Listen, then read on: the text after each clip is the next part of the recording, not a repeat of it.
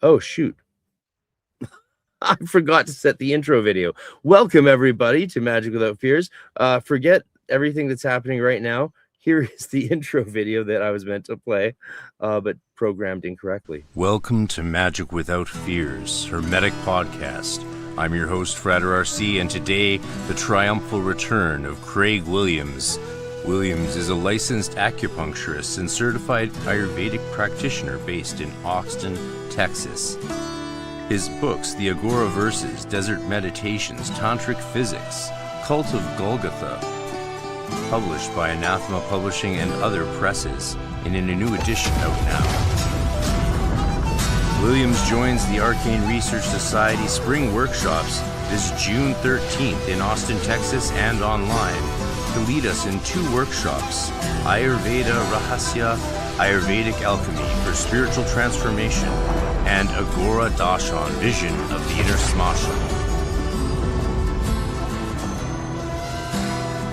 Visit arcaneresearchsociety.com today to register to attend online or in person, and look at the links below to get the newest editions and double set of Craig's books.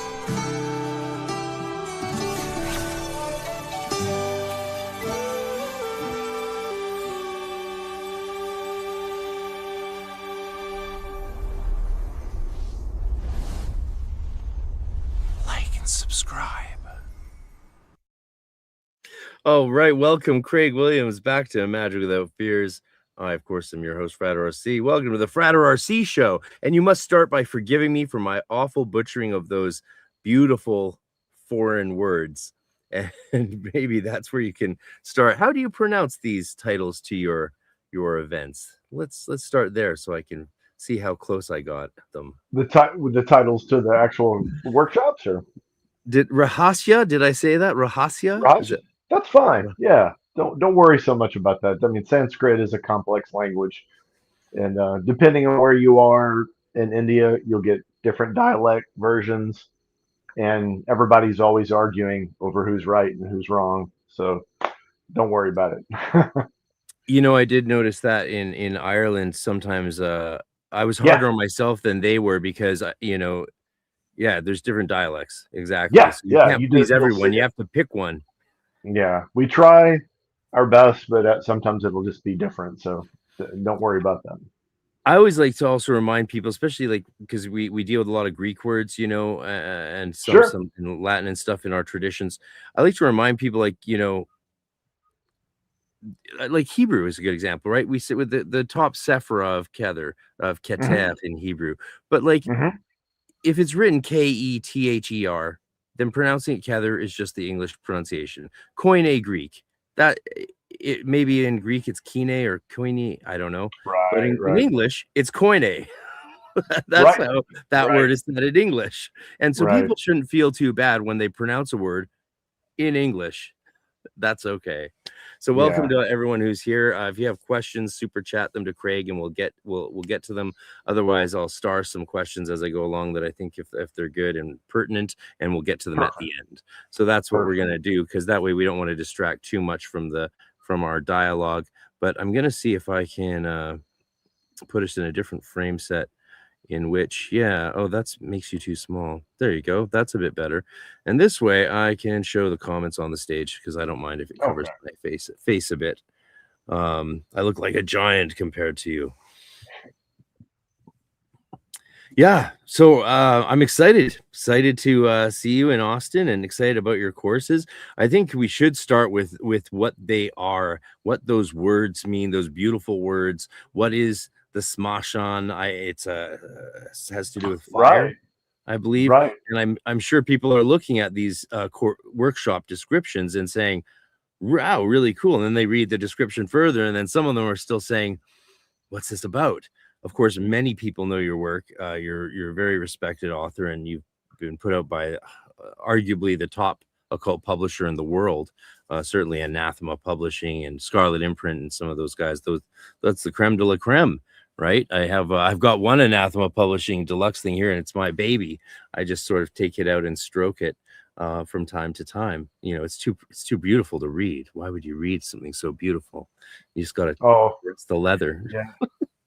Yeah, books are meant to be abused, read, underlined, marked. That's very important. So you got to open the book and read it. Don't be a book collector, be a book reader. I agree. I don't underline the really beautiful collector's ones, but everything else is covered in highlighter. And that's why I make sure all my works come out in paperback as well too, because paperback is easy to carry around. It's economical. Everyone can get it.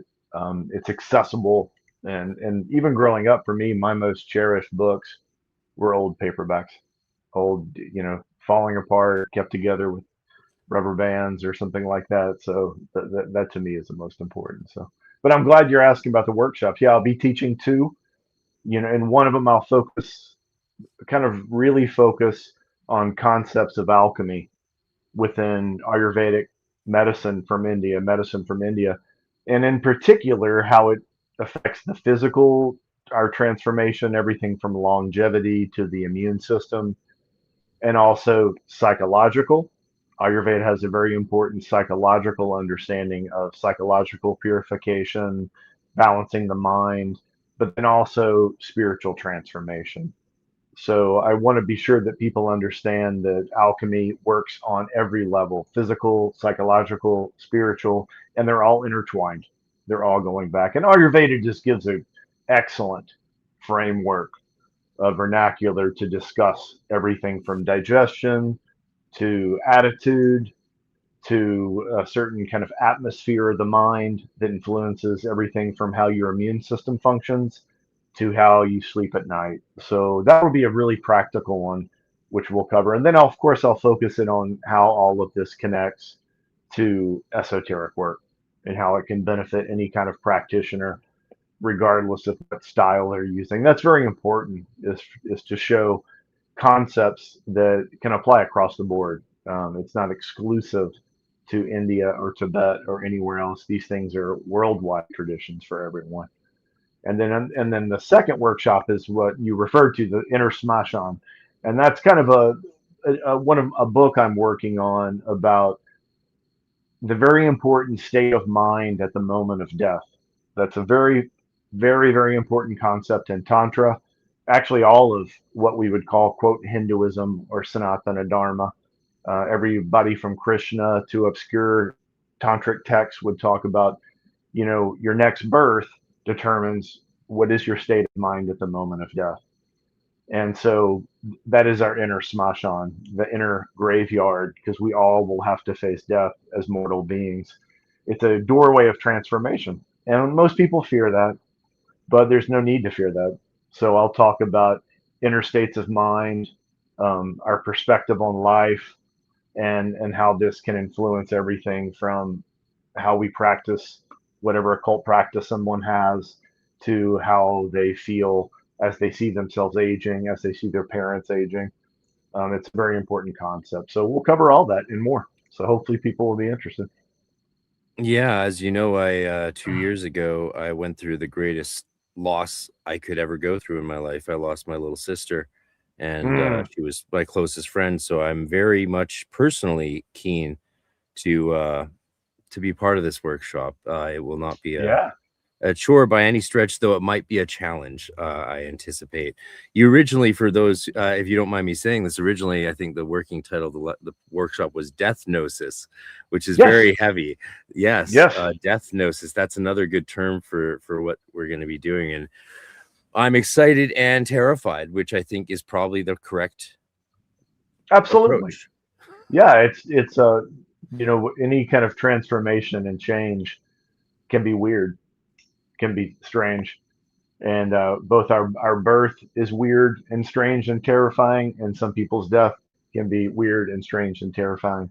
But that it doesn't have to be that way. A lot of our conceptions of death are cultural, and they come from different concepts that are obscured, and tend to create a negative viewpoint on that. So yoga in India, it didn't have that same viewpoint. But regardless, no one looks forward to it most of the time, even if they do. So that's totally normal to feel that way. Yeah. I'd like to put a pin in and later on come back to maybe the topic of those who do look forward to it in our society and the rise of accelerationism. Sure. Maybe you have some thoughts on we'll save that till later on, because it's a bit too early to talk about 09A and 764.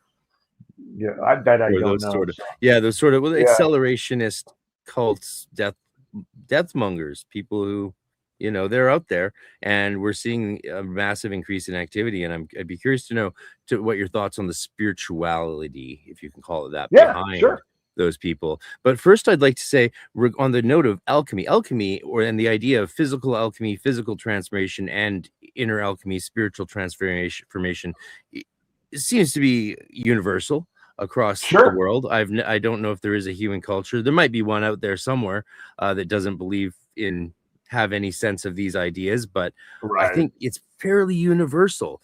And we might debate in the Western traditions about, when did it become chemistry, or maybe it never did, according to many scholars these days say alchemy never became chemistry. It was always something different, and that's nice. Some of them are, of course, are saying that to hurt alchemists, and some of them are saying that to embolden them. There's different ways to approach. So given that their traditions of alchemy vary so much across culture, what does the Ayurvedic practices, because again, we have this whole medicine traditions in the East that are so dissimilar to anything that remains in the West. Yeah. Right. We probably had them, but No, it's a good point. Sometimes cultures get wiped out over. I mean, Ayurveda was always what we would have an alchemical vision of the human body fundamentally. And it was also a yogic vision and a tantric vision, in the sense that the body mirrors the universe. So everything you see in the universe is occurring in the human body, and also it's occurring in the human mind. They did have a distinct different concept that I have seen of the soul, or I prefer to use the term Atman, the Sanskrit term. And so that was already perfect. There's no need for example, in Ayurveda or most Indian systems, you don't see concepts like soul healing. The soul never gets sick. The soul never ages. The soul is eternal. The soul's never born. So the soul can't die. It's just it's the eternal flame. So that is our heritage. We are born with that. Well, that doesn't need to be fixed. So you see some strange use of that term, right? If you use the term soul, when you bring it over, it doesn't often mean the same things. Like I recently had a friend who said, well, what does Ayurveda say about soul retrieval? That was a term he used. And I said, I laughed, and I didn't mean out of disrespect, but I said they would laugh at that because the soul, you can't even retrieve the soul. The soul is beyond everything. You never have to worry about the soul. So they really looked at psychological transformation, the movement of prana in the body, and they saw the actual body as a systematic alchemical container that would transform food, would transform emotions, would transform experience. And then depending on how strong someone's digestion was, they could extract more experience from life. They could extract a rasa, or a flavor, from life. But they also had a very fundamental science of alchemy. The way they processed their herbs, their basmas, the way they processed many of their medicines was extremely complex, and using alchemical means. Even to this day, they do that. So there was a very, very basic chemical use of how to process mercury, how to process gold, how to turn it into certain medicinal substances that were safe, or safe enough to take internally. But then they had a yoga psychology, which was about the transmutation of our awareness. That's where we get terms like Maya, or avidya, or ignorance, or maybe like Shankaracharya saying, you think that's that was a word I heard a lot growing up. Yeah, you think that's a snake, but it's really just a rope. You're confused. Don't worry. And so they definitely had an alchemical transformation of the mind. And then at the highest level, which we could say almost like at a tantric level, then we would have a radical transformation, a totally reorientation of our lives, why we were here, what we were doing. And that could go very high in the sense of remembering past lifetimes, carrying on larger projects. And then, of course, as we mentioned, to not fear death, to prepare yourselves for various different types of transformations. So alchemy in India was all different levels, and that's what, to me, that's what makes it most interesting. Because yes, there is a really interesting, strange physical process, but there's also a very practical psychological process, and then there's a very beautiful and nuanced spiritual perception of this, and it's all kind of intertwining. It's very easy to break things up, to talk about them into neat little categories. Kind of like when you're learning medicine, you learn the respiratory system, the circulatory system, the digestive system, but then you have a patient and it's all happening at the same time and it's all related. But it's helpful to sometimes to break it up and discuss it. So Ayurveda always was very good about breaking that up. And I think the concept of alchemy, of taking something that is crude and then transforming into something that is pure or beautiful or radiant, is a beautiful metaphor of our incarnation into samsara. We incarnate into this realm as a lot of potential. We carry our karmas with us, and then we have a certain kind of incubation. Our life is a type of incubatory heat or yogic tapas. And if we can pull that off, we can grow and learn and help others and transform. But it's easier said than done for some. So a lot of these Eastern systems would provide various options, with that too. So alchemy was multifaceted in India, and they still discuss this today. It's not something that they don't talk about. Many of the medicines are still processed in unique ways today. It's extremely common for practitioners to say mantras as they make the medicines, to say mantras as they take the medicines, to use medicines on certain phases of the moon. All of that still occurs, and that is a very important part that we often lose with this hyper secular worldview that demands it's a type of uh, colonialism of science, right? We can say the only science that is important is European science or Western science, and if it doesn't fit into that, then it can't be real. So that has been a challenge to many of these traditional medicines, because I'm specialist in Chinese medicine as well, and these same things happened within Taoism, right? I mean, I grew up immersed in Taoist studies, Qigong, Neigong, Kung Fu. It's a massive part of my life, and all of those also became heavily secularized as well too. So it's very interesting. There's still people who carry these traditions alive, but a lot of it is going to be cultural about what people feel like they can believe, what they want to believe, what they're willing to believe. But I try to remain hopeful. Yeah, well, I mean, there hasn't been a single comment this whole time you've been talking, and that's not because people aren't listening. That's because people are listening. Am I right, chat? So, like, you've ensorcelled us already, I think, and there's a good number of people here for us. And I think people need to remember that their lifetime is this beautiful opportunity to extract something. We think about, that's why the flowers were these beautiful symbols of the chakras, right? That there was and then we can look at the Upanishads, and they talk about Madhu Gnosis, which is honey Gnosis. And they saw that honey was this purified essence, just like ghee was a purified essence. And so those were very healing foods, but it was also a very potent metaphor. They were very serious about this, that as we have experiences in life, each of us has the ability to extract an essence from that. And then that's what we're here to do. And if we can't digest a life experience, we can get very sick.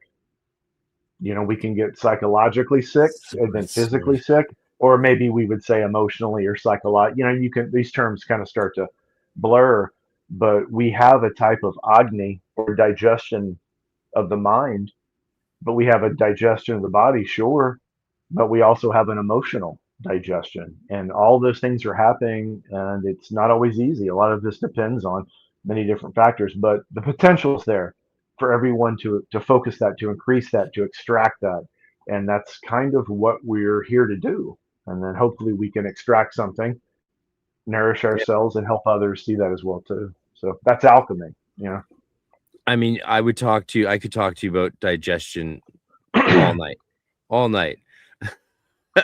As you know, yeah, I have celiac disease, like, and I've been sick since I was born, and now I've been dealing with psoriasis for 20 years. Now I'm on the most severe elimination diet possible. It's a Hail Mary pass to fix the psoriasis on my fingers so that I can play instruments again. I haven't been able to really perform since 2017.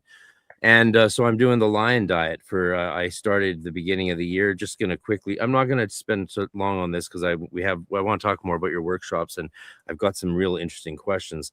But yeah, just lion. I did keto in January, then transitioned into carnivore in February, then went down to lion diet, just beef, lamb, and a little eggs, a little fish. In March, and now I've been sticking with that. I've tried some my hands have been improving. They're about 75% better. But like when I cheat, I wake up the next day and there's cuts, open wounds, cuts. My skin just cracks open like it's right. And it's like, oh, I can't cheat at all. Like this could be the rest of my life, or at least 5, 6, 7 years until my gut heals, because psoriasis is about inflammation in the gut. It's not a skin condition. Thanks everyone for the skin condition advice, though. I appreciate it. And most of the medicine that people swear by, it just reduces your immune system so that this goes away. Well, this wasn't a problem for a few years as a musician, because we were participating in certain substances as musicians that also weakened our immune systems, right? And so the psoriasis went away. So, but it was when I got my back fixed and got healthy and stopped partying as much as I was for that little period in my life, the skin condition came back, right? So the lifestyle of musicianship, shall we say, suppressed my immune system and made my hands more functional for that period of time. But yeah, then it just it's degenerative. The doctors always say it's degenerative. So anyway, I could talk to you about digestion all day, and I have a love of TCM. In my 20s, one of my best friends was going through TCM, so they were always trying out herbal mixes on us. We would, we would get stoned and watch Dawson's Creek, and he'd stick needles all over my face. And that was that was how we spent our mid-20s in school. I was in seminary. They were in TCM school, and fascinating stuff. It's because we just lost this in the West, right? We lost these medicinal traditions, and we lost our connection, it seems, even of the connection of planetary powers to medicine, which we had in the Renaissance. They used talismans and things like that in the school in Italy to heal people, but they never made the connection with that to the herbs, and it didn't develop long enough. Whereas in the East, they had longer periods of time. Is that correct? Yes. That's why it survived there, or developed further. Definitely. I mean, those things were already extremely developed within India, or what we may call Southeast Asia at the time, right? Because we didn't have the same geographical conceptions. But yeah, they had surgery. That, for example, when you study plastic surgery now, they mention some of the Ayurvedic texts. They were doing rhinoplasty, and they were doing extraction of cataracts as well as too. So they definitely were doing all types of medicine, both surgery, basic physical medicine, but also what we would call internal medicine. But yes, they also had what people would call now. You see this so much in the academic world. They'll say, oh, that they had magical thinking, as if they were, they just didn't understand it yet. But no, they had a radical different vision of the world and the universe and their relationship to it. And so that was clearly, I mean, it's transparent when you study either the Vedas, Rig Veda, Samaveda, Yajurveda, Atharva Veda, the fifth Veda, but also too, all the Upanishads discuss this. So it was always there. And China, of course, had it. China was a little bit different, because of different cultural issues, what they kept, what they didn't keep. And then as time goes on, both with the British colonialism of India, that was very, troubling. Issues, and then also with communism in China, you had the very similar things. So it's very interesting to look at the two schools of traditional medicines and see what they are today, and then look back at what they once were. And we have a geography of thought, right? We're always trying to, we have to kind of look at another worldview. When I teach Chinese medicine and I teach Ayurveda, or if I tutor students, I often have to explain to them, you can't look at some of these concepts from your traditional worldview that you might have taught. You have to start to look at them from their own context. You have to look and see what they are. And that's also why you see such a massive interest in, I guess, what we would call quantum physics within India, right? It's very common to see engineers from India, doctors from India, scientists from India, see clear connections between these Vedic concepts and everything from string theory to non-locality to spooky action as at a distance, whatever term people want to use. India was saying, yeah, we were always talking about this. We were always talking about this. And in particular, that's where you see they had a whole science of astrology, not just astrology, what we know, but also astronomy. They were developing telescopes, talking about rings on Mars. It's very interesting. And so there was a lot more going on. That was spreading. The one thing I think people need to remember is that, everything you learned, I was born in 1970. I'm 56. I'm an old man now, but everything they taught us in school, that's not, most of it's not really true at all.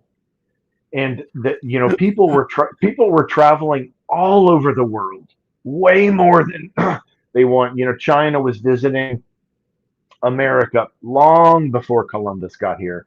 If you study the Vedas, you can clearly see they were a maritime society. They had constant mentions of the ocean, oceanic symbolism, boat making. They were definitely traveling and doing things. So oftentimes, I remember as a child or as a teenager, they'd be like, it's so mysterious. Some of the symbols that we see in India are similar in either, Native Americans or in Ireland, or, must have been something magical. It wasn't magical at all. People were just traveling. People were going, yeah.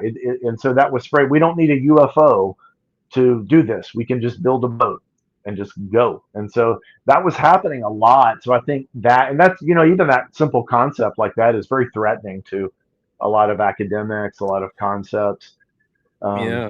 When academics talk about, no, go ahead. Oh, go on. Yo, you go on. Well, just when academics talk about ancient civilization now, what they're generally arguing or conceding is just that we had boats, not that we had spaceships, right? That we had boats and we traveled, and that's the ancient civilization I could get behind. That was more advanced than we thought. I'd love it if the conspiracy theories were true, especially the good ones. I would love it if there was like enlightened Atlanteans who are watching out for us and guiding us from the higher or inner planes or somewhere.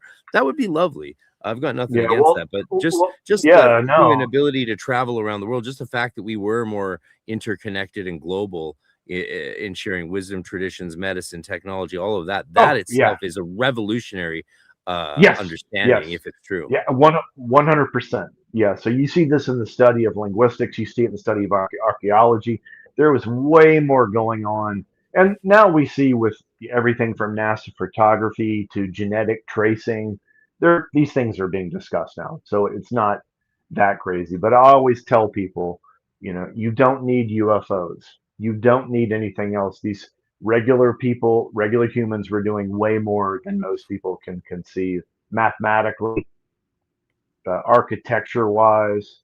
Many different things. Yeah, so it's very interesting. It's an interesting thing. Of course, we always continue to grow and evolve, but like you mentioned, sometimes certain cultures hyper-focus on certain things, and then we see there's benefits to that, and there's negative things to that. Like you see this a lot with people, bashing Western medicine, right, or allopathic medicine. But allopathic medicine is miraculous for trauma care.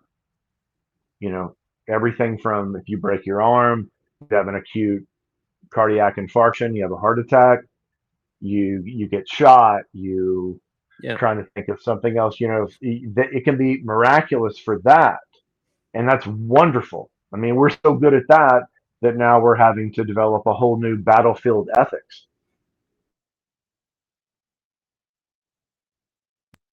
Uh-oh. Now they're having to think, well, what are the ethics of this? You know, if we save someone where half of their head is blown off, what is their life going to be like? You know, so, but we're so good at that, but we can't deal with a cough. We can't deal with type 2 diabetes. We can't deal with other things. So it's very interesting. You know, you can see hyper evolution in one way, stagnation in another way. These things happen. It's very interesting. I've lost your image. We've lost your visual. Let me remove you and add you back. Did that work? No. Okay, yeah, well, your camera. I can still hear you, but your camera is for some reason. Are you there? I can hear you, but your voice sounds rather strange. Really? My voice sounds strange. Yeah, we got some sort of technical issue happening. Your video is off. Yeah, no one can see you. I can't see you anymore. And you're saying I sound weird, so that's not good. I don't know how to. I don't know. Let me check. Would you like me to log back in? Or? Yeah, let's try that out. Log back in, and while you do that, I'll play the promo for our upcoming events, so that people can enjoy that while you log back in. All right, that should do the trick. It usually does. Yeah, it's kind of impossible for me to understand what you're saying, unfortunately. Oh no. Okay. Yeah, your log back in. Log back in. Okay. Okay. Sorry, folks.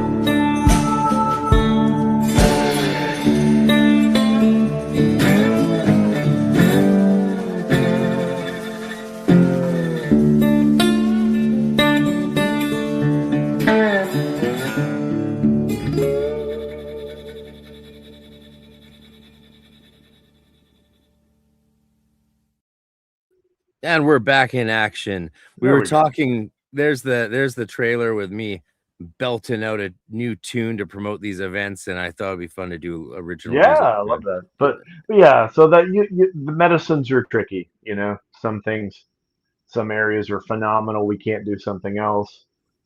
We can do amazing things with a computer, but we can't figure out how to do something basic. So it's cultures can be different ways. Each culture can kind of hyper focus on certain things. So it's an interesting topic for sure. Very vast. Yeah. Yeah.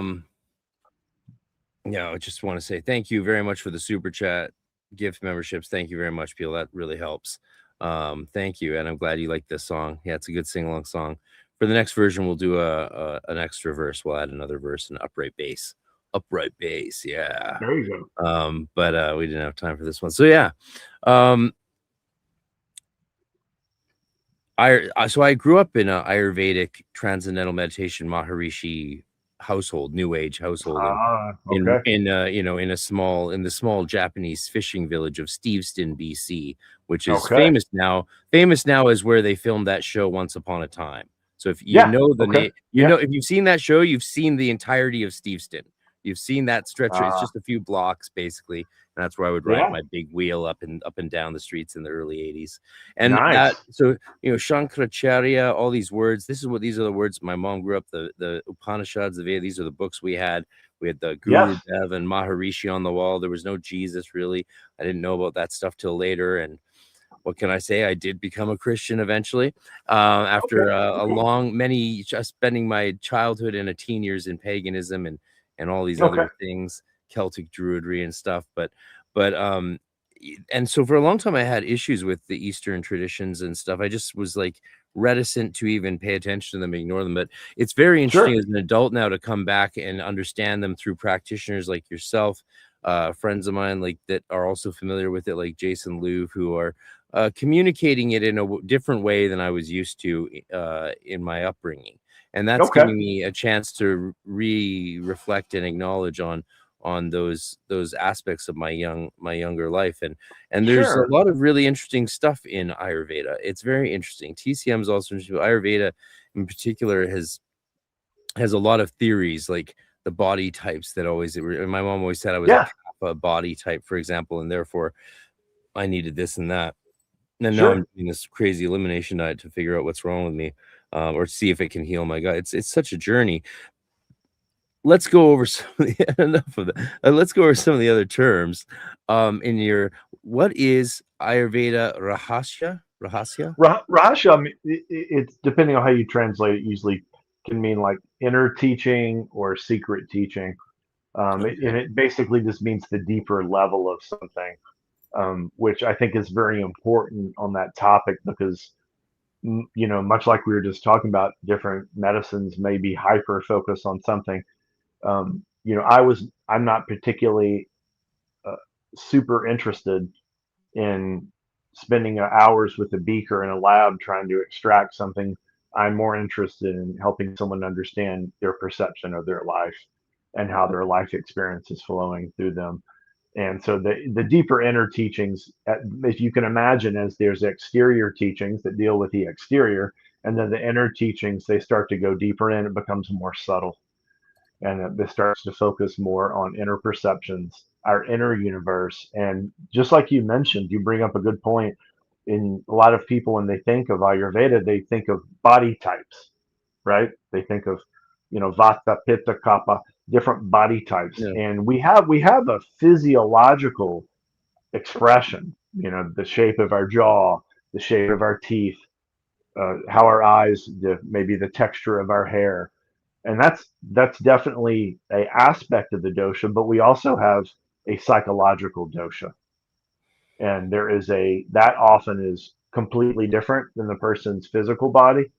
And it often overrides the actual physical body. That we call that the prakriti. There's a deha prakriti, which is the physical constitution, but we also have mana prakriti, which is the mental constitution. And particularly in this time, our contemporary times, people tend to be obsessed with their minds.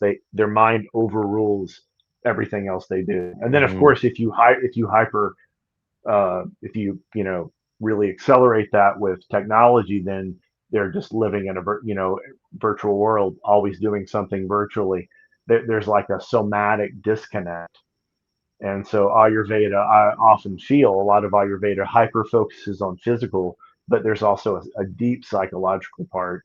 And of course, there's even a highest spiritual part, which is hardly ever discussed.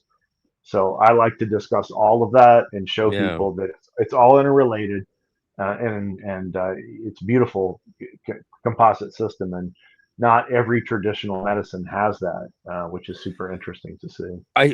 Is it fair to say that most don't?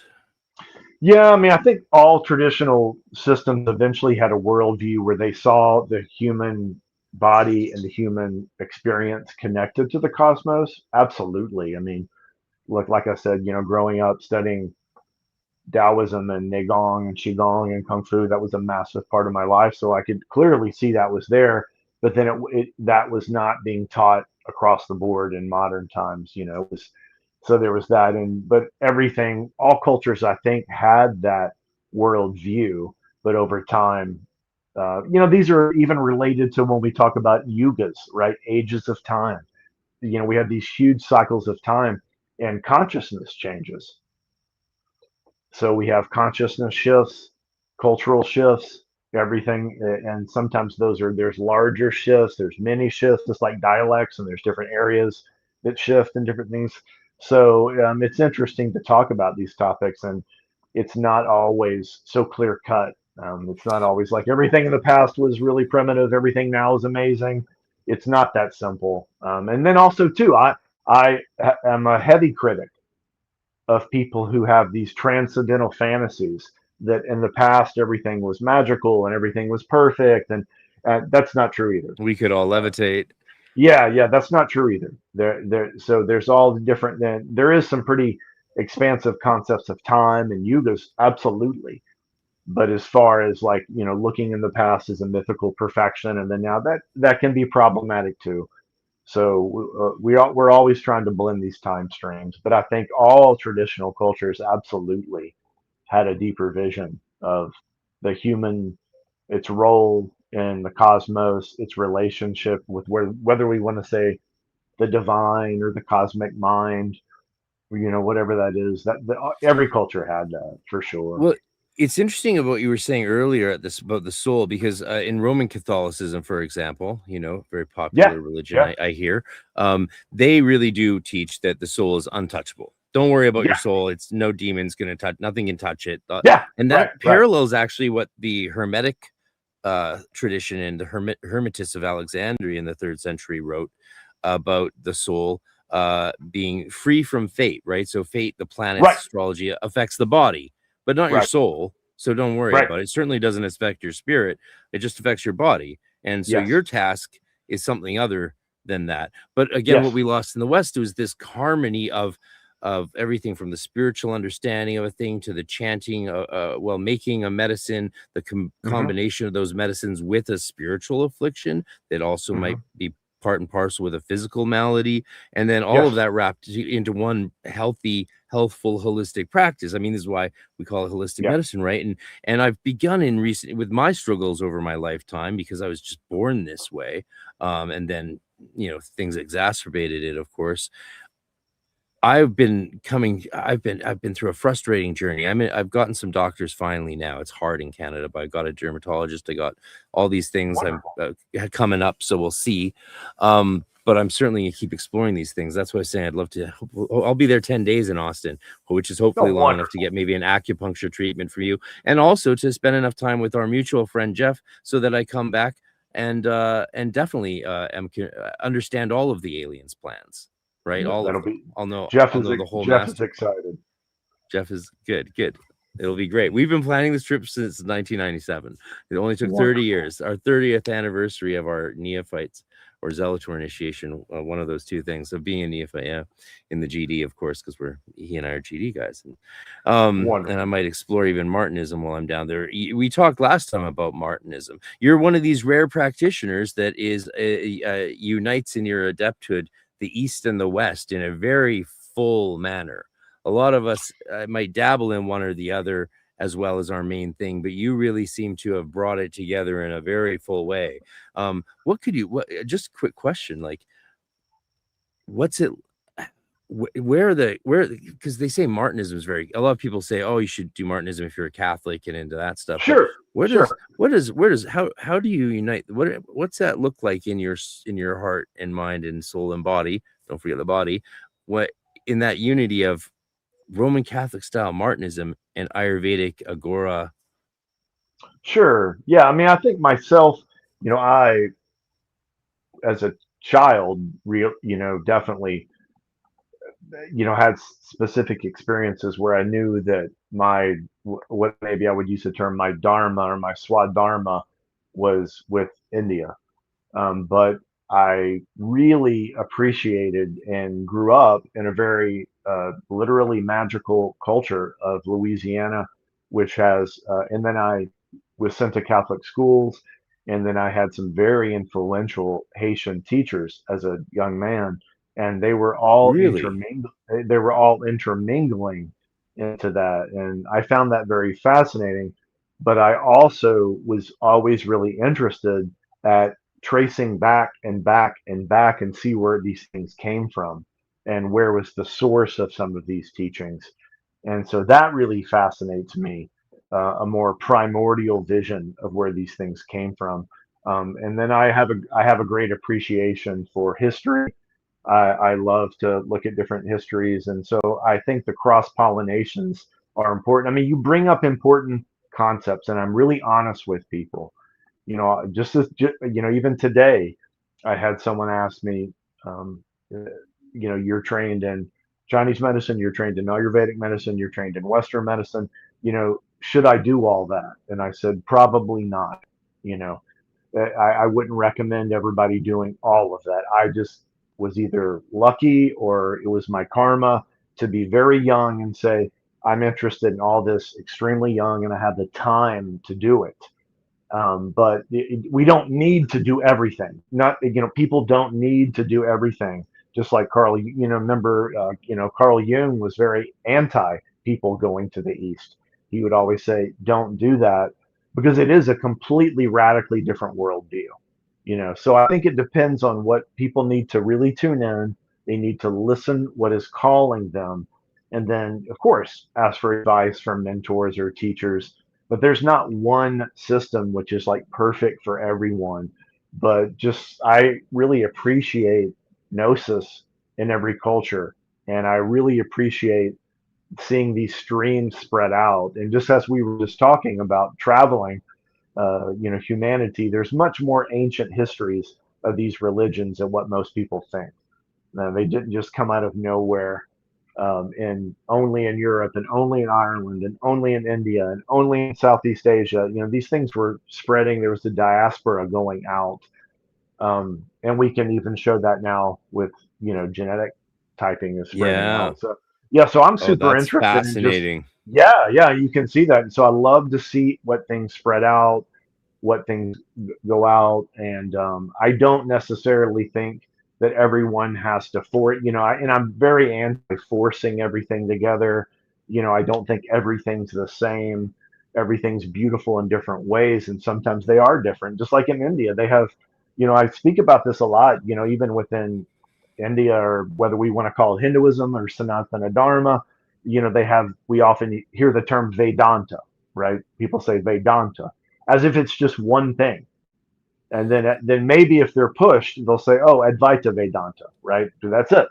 But it's not it. There's many schools of Vedanta, many different schools. And they're like all as in dozens or as in hundreds?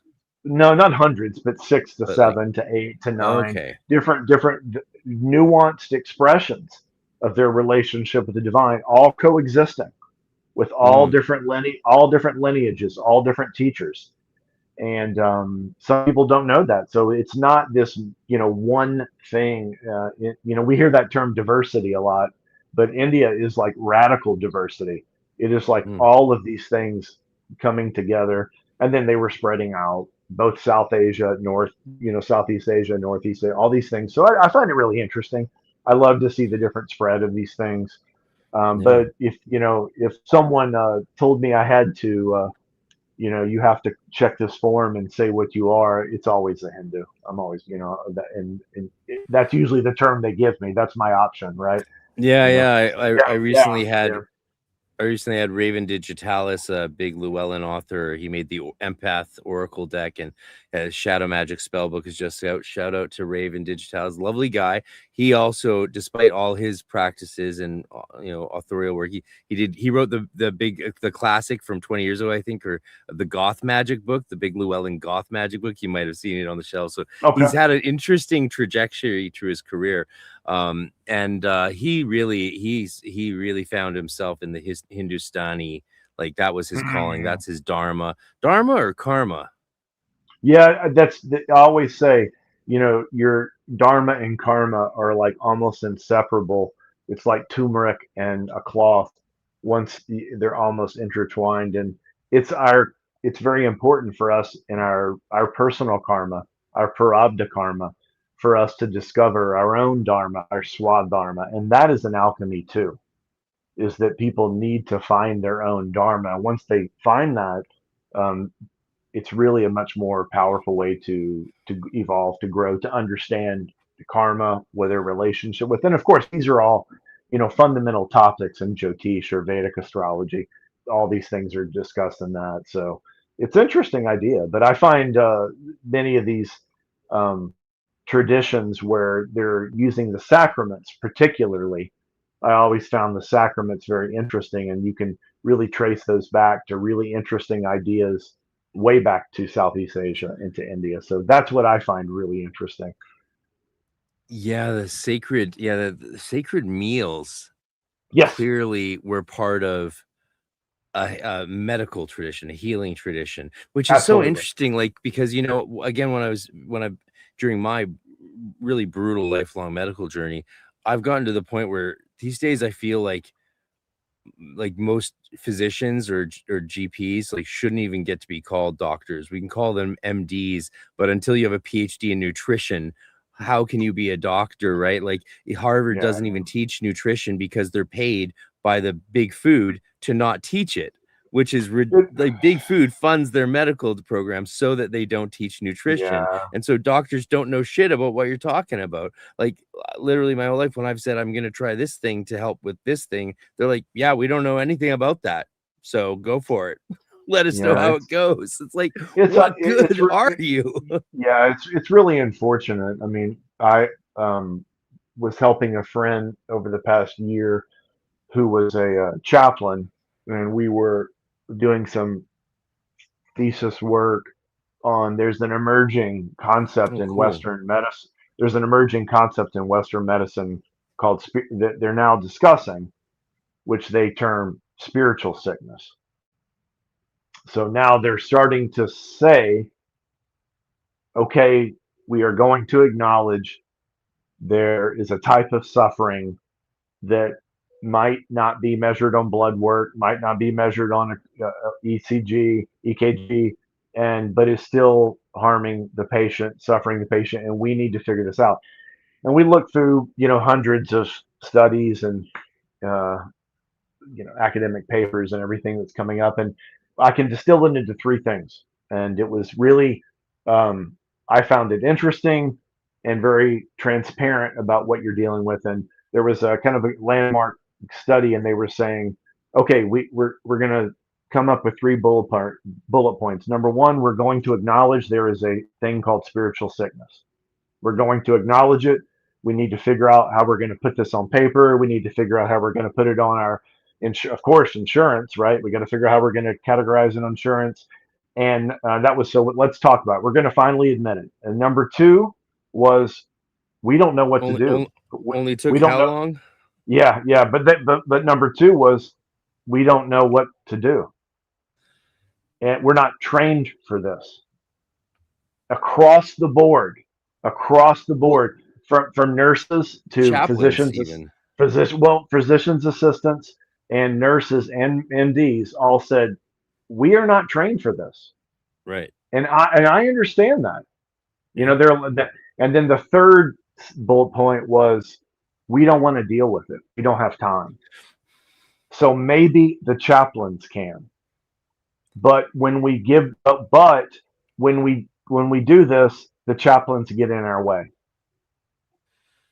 So it's a big, there is an acknowledgement, but then it's a weird situation. And we see this a lot because you ask people, I hear this all the time. Why doesn't my doctor understand this? Why doesn't, and when they mean my doctor, they usually mean their allopathic, maybe their primary care physician or their specialist. And it's almost always in a allopathic. And why don't they understand this? Why don't they understand this?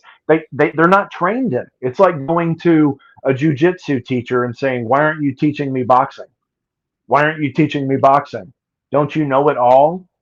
And these doctors are like, no, I was only trained in this. And that's why you see an obsession with hyper specialization in Western medicine, because people want to focus on one thing. They want to focus on, they don't want to do everything. They know to do everything is kind of like this, a fantasy, right? That, oh, I want a doctor. I want someone who can do everything. I want someone who's everything to me. I want someone who's that. It doesn't, we need integrative care. We need teams. We need different people, different ways, and we need dialogue. But like you said, I think, in my opinion, it is too much to ask your average Western trained allopathic doctor. They cannot be an expert in nutrition and an expert. I should go easy on them. Yeah. Well, I mean, I understand your frustrations. It can be mind-boggling when you think, wait, you've been in school for how long and you didn't cover this? But I think these different fields need to have better communication. There needs to be more teamwork and integrative care. And I think that's a more realistic viewpoint. I love studying vast amounts of different types of medicine, but that takes so much time. It takes massive sacrifice for a person to do that.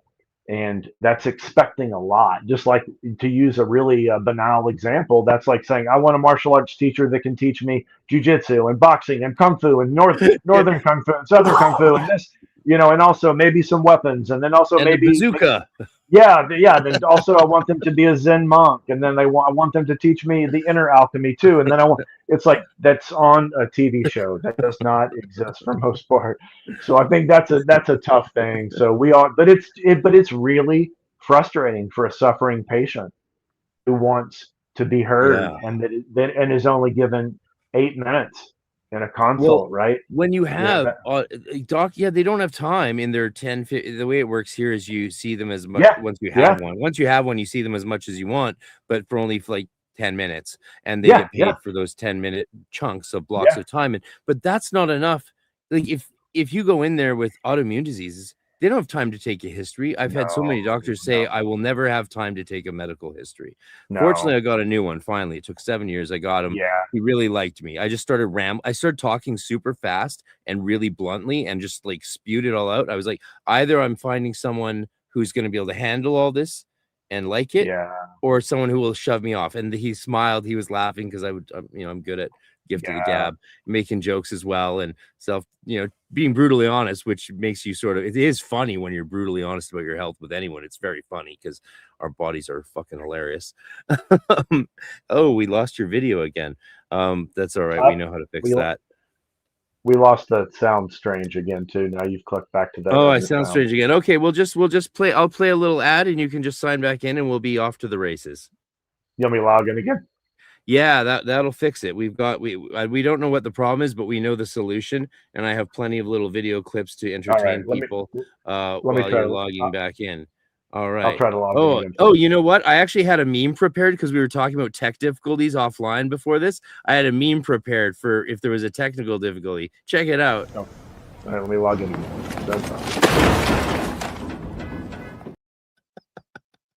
There we go. Okay, we'll do a quick little trailer.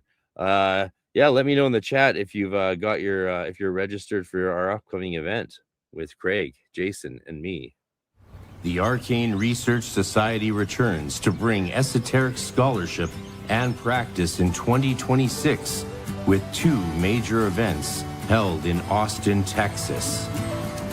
Register for an annual membership and attend online or in person all of our annual events, including June 13th, our spring workshop, and November 6th through 8th, EnokiaCon, our full esotericism conference. The A.R.S. Spring Workshop features 3 workshops Led by Jason Louv, Craig Williams, and Frater R.C., spend a whole day in downtown Austin, Texas, enjoying these hands-on deep dives with experts in their fields.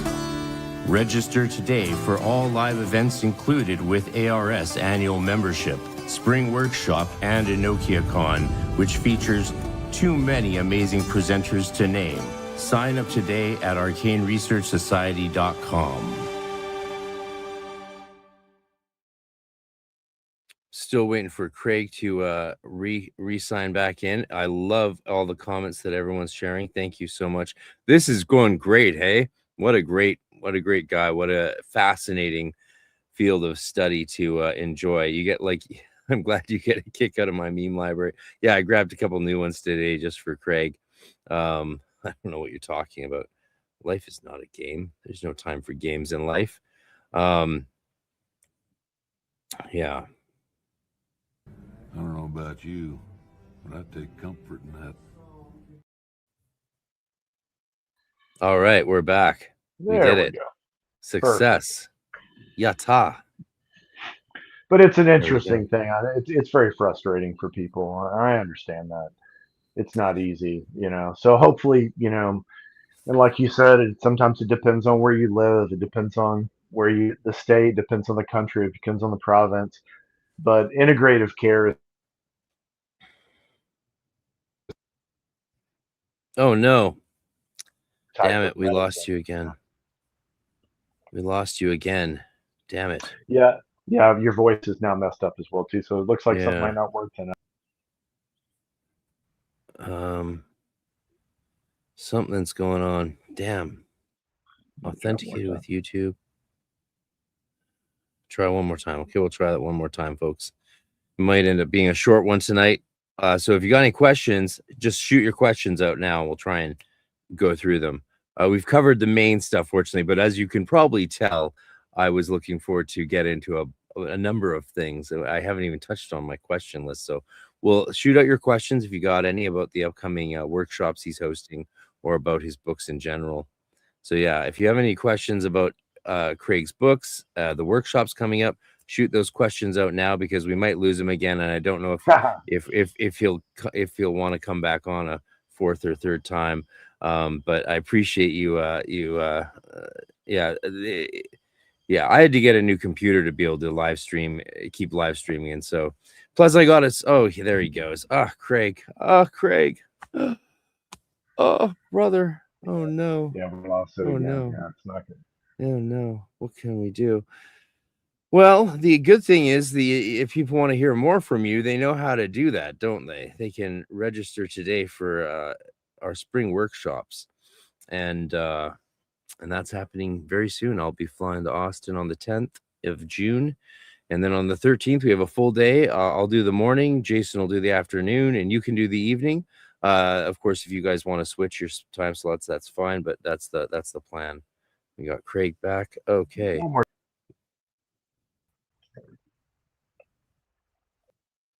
time. Can you hear me now? Oh, one more time. Okay. We'll try. We're gonna see. We'll try. We'll try. See if we can get through some questions. Occultology asks. He's a massage person working with chiros, I believe, and he does kung fu. And he says, "How do you find out what body type you are?" Damn, we lost you again. Yeah. Oh man, something sketchy. I don't know what it is. It could be on my end, but it could be. Are you on a phone? Maybe. I don't know.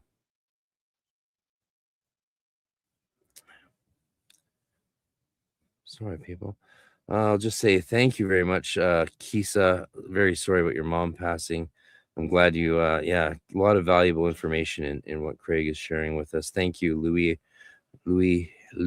Saval or Louis Eval. Thank you very much. Thank you for the donations, the super chats, and sorry for your loss, Kisa. It's a story for the damn gremlins. We'll play that. We'll do it again. Technical difficult.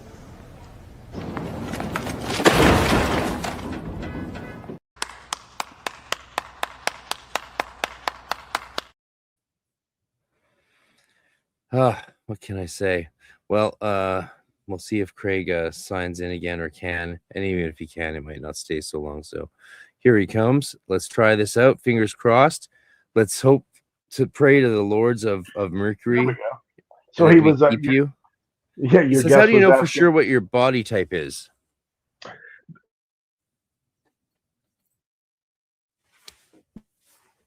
Oh, technical crash out again. You can probably hear me okay, but I just we can hear you. They can hear you fine. The body typing is very important because there's obviously a physical examination aspect. So everything from examining the tongue, the fingernails, the structure of the face, the medical history, and then of course pulse reading, and then the medical history is very important too, because as you know, you could look at like a childhood photo of someone, and then you could look at them 20 years later and they look totally different, or they look the same, right? So we have a prakriti, which is our physical body type, but then we also have a vakriti, which could be a slight imbalance. The body can change, and then so usually a physical examination, examining all those different aspects, and then also there could be some psychological questioning, which is the mental type, right? Sometimes they're similar, but we're all a mix.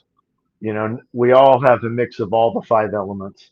So how they kind of come into the body, and sometimes you can just look at someone and there you go, they're this.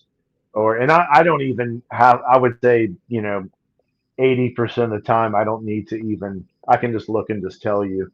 I can listen to your voice and then feel your pulse, and then I can figure out. And then, of course, you can look at more subtle sciences like Vedic astrology. It really goes deep into the psychological, because the mind's subtle. You can't see the mind. You can't, so you have to ask, like, well, what's going on? So it's a lot of questioning, and and medical history to really get a comprehensive view of that. So it's a good question. Okay. Yeah, it's a great question. I mean, he's a kung fu monk type fellow doing body work professionally for his career now, and so he's a very interesting guy. And that's so you would you, so there's a chance that if you were to try and guess my body type from seeing me online, as you have, that you might then figure out something different in person when you meet me and check me out. Is that correct? Yeah, unfortunately, can you not hear me? Can't hear what you're saying. Yeah, we could do it without image, folks, but if Craig can't hear what I say, then unfortunately. But thank you for the questions. Yeah. Yeah. I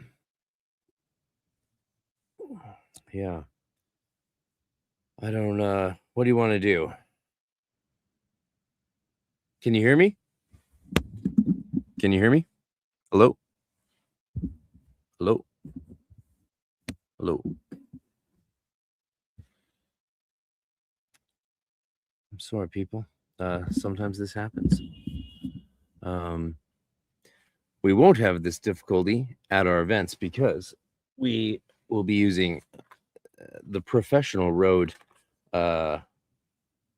lavalier mics that have a redundancy built in and are wonderful. And I got them because our last workshop in winter, our winter workshop, was very hectic, confused because of the microphones moving around and all of that. And so that was unfortunate.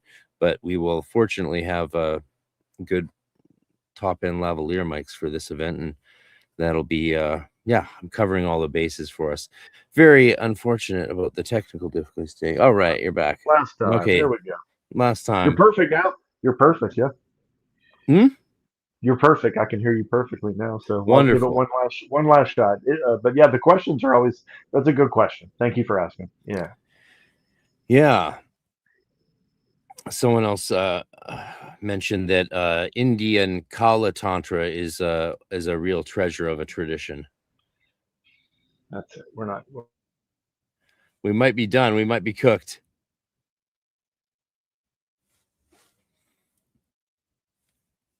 If I suppose I could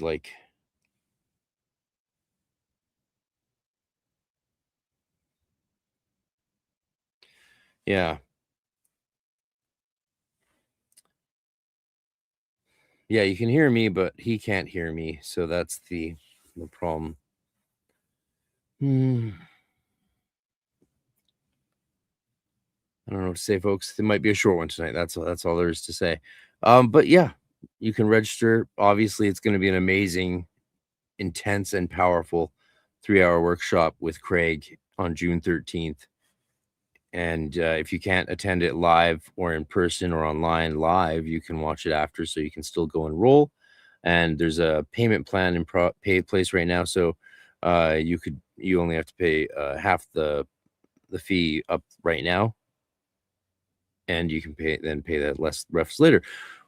If you only want to attend the workshops and nothing else, you can cancel your account after that, I suppose. Just saying, but yeah, we tried it. We have to do things a certain way to keep to stay above board. Yeah. Yeah, I think we might call it. I don't know if he's going to bounce back in or if he's going to message me on Facebook. I'm just waiting to get a message from him to see if he's going to try it one more time or just call it. Wait.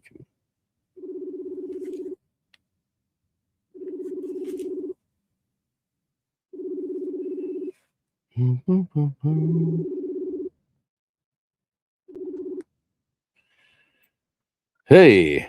Okay. He ended the call. So. All right. I guess he's probably trying to get back in then. We could just do it over the phone. We could just play the phone into the mic. Right?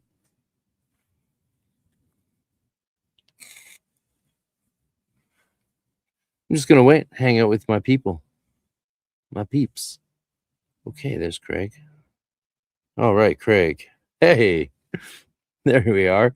So I'm going to put you on a speakerphone, and that might, how do I get you on speakerphone?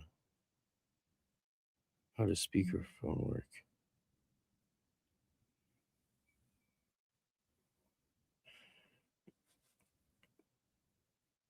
Oh. Yeah, yeah, so let me take off. I think we can try doing the audio, talk a bit more. Yeah, I don't know how. I have to take my earbuds out. Yeah, we can do a little more audio.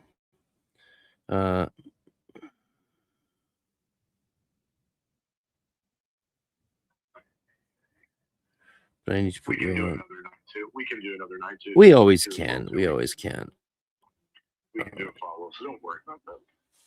Well, people are here, so they would love to maybe hear a few more words. We just do a little bit more.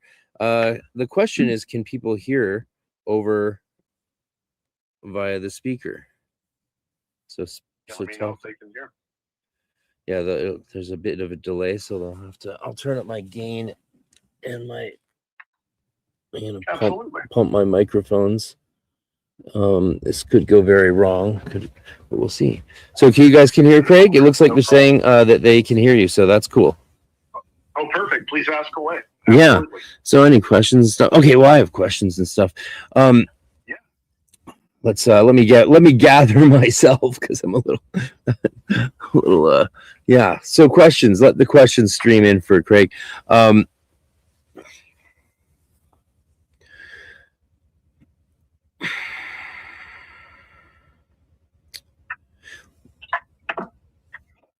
Agori is something I've heard of, mostly associated with what people today call the left-hand path.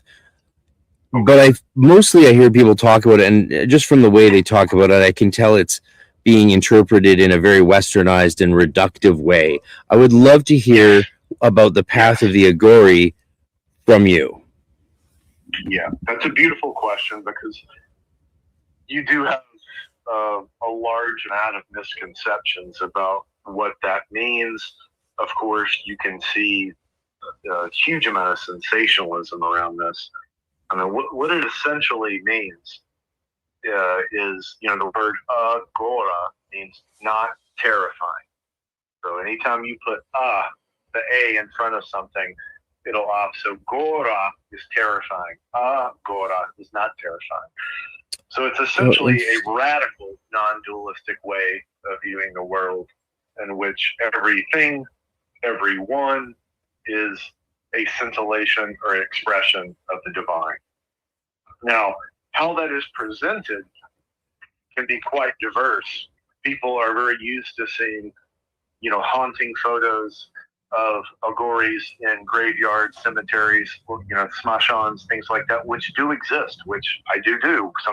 That's a huge part, but there's also many Agoris who are doctors who are just focused on medicine, particularly in the Baba Kinaram ashram in Varanasi, where their main focus is on feeding homeless people, helping people who are suffering, treating people with leprosy.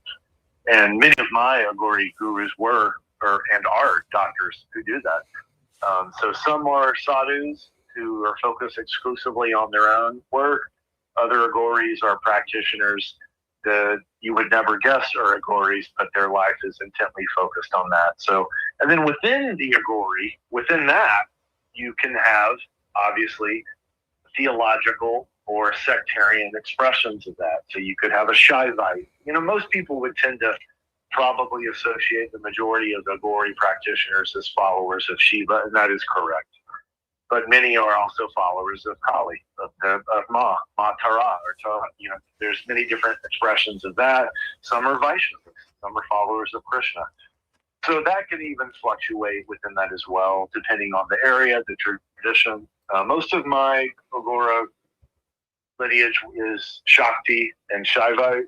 There are some Vaishnava teachers as well. But even at some point, those all kind of blend together into this radical pure stream of that too. So it kind of seeks to go beyond duality. And then often they will use, like that person, or you asked about the left-hand path, they will often use radical practices to force the mind to move beyond limited thinking. But that's only one expression of it. It's not always the case. So it's a beautiful topic, and it does get hyper-sensationalized, but it's much more nuanced than most people discuss. Hopefully that makes some sense. Yeah, I gotta speak, try and speak quieter because the mic's turned up so high for you. My voice thing comes in really loud, so I'm gonna sort of whisper, talk lower, and let me know if that's okay. So you can hear me, and hopefully I'm not too blasting loud on the mic. It's weird to do this though. Okay, this is a new one. So yeah, it was often characterized as like, people who live in graveyards, among their own excrement and the dead rat bodies and smoke weed and that sort of thing. And that, I guess, so that exists, but it doesn't represent the entirety of the tradition. Exactly. Yeah, right. Exactly. I mean, and I think we could say the same about Tantra in general, right? I mean, people tend to hyper-sensationalize certain aspects, controversial aspects, antinomian aspects of Tantra, but that's by far a very small part of it. It's more a radical worldview, and so you can have the left-hand Tantra, you can have the right-hand Tantra, but the middle path is what the majority of practitioners of Aghora would seek, is the middle path. And so it's not oh, really? And for me, of course, that's never conveyed at all by anyone I talk to. No, it gets really kind of like people don't discuss this, but the middle path is actually the most radical path. So we have radical non-dualism. Yeah, we have radical compassion, radical non-dualism, and so obviously that can be very expressed through medicine because it's helping everyone, feeding everyone, taking care of everyone, trying to help people from suffering and help them to see that the divine is everywhere. But within that, you're going to get a large different bunch of style of practitioners, karma practitioners, lineages practitioners. So it's very interesting. It's very nuanced, and these are I think sometimes you can really see too when you look at the Agori, which is a very ancient idea we could trace back to, Kapalikas, the people who carried the skull. And then you look at Cha practice from Tibet, They're very similar, practicing on graveyards, practicing in terrifying places, but they liberate these darkness. They're not concerned with it. They even offer up their own body to feed these, to help liberate them. It's not what most people assume. But to do that requires a very focused dedication in life, and it requires a lot of sacrifice, and it requires a type of digestion, right? We're back to that concept of digestion in Agni. It means and then you can see that mentioned in, think of like the blue-throated Shiva, Nilakanta. Shiva swallows the poison, but he locks the poison in his throat, and his throat turns blue. So that's much like Agoris. They can consume what most people think is poisonous, but they can transmute it into something beautiful.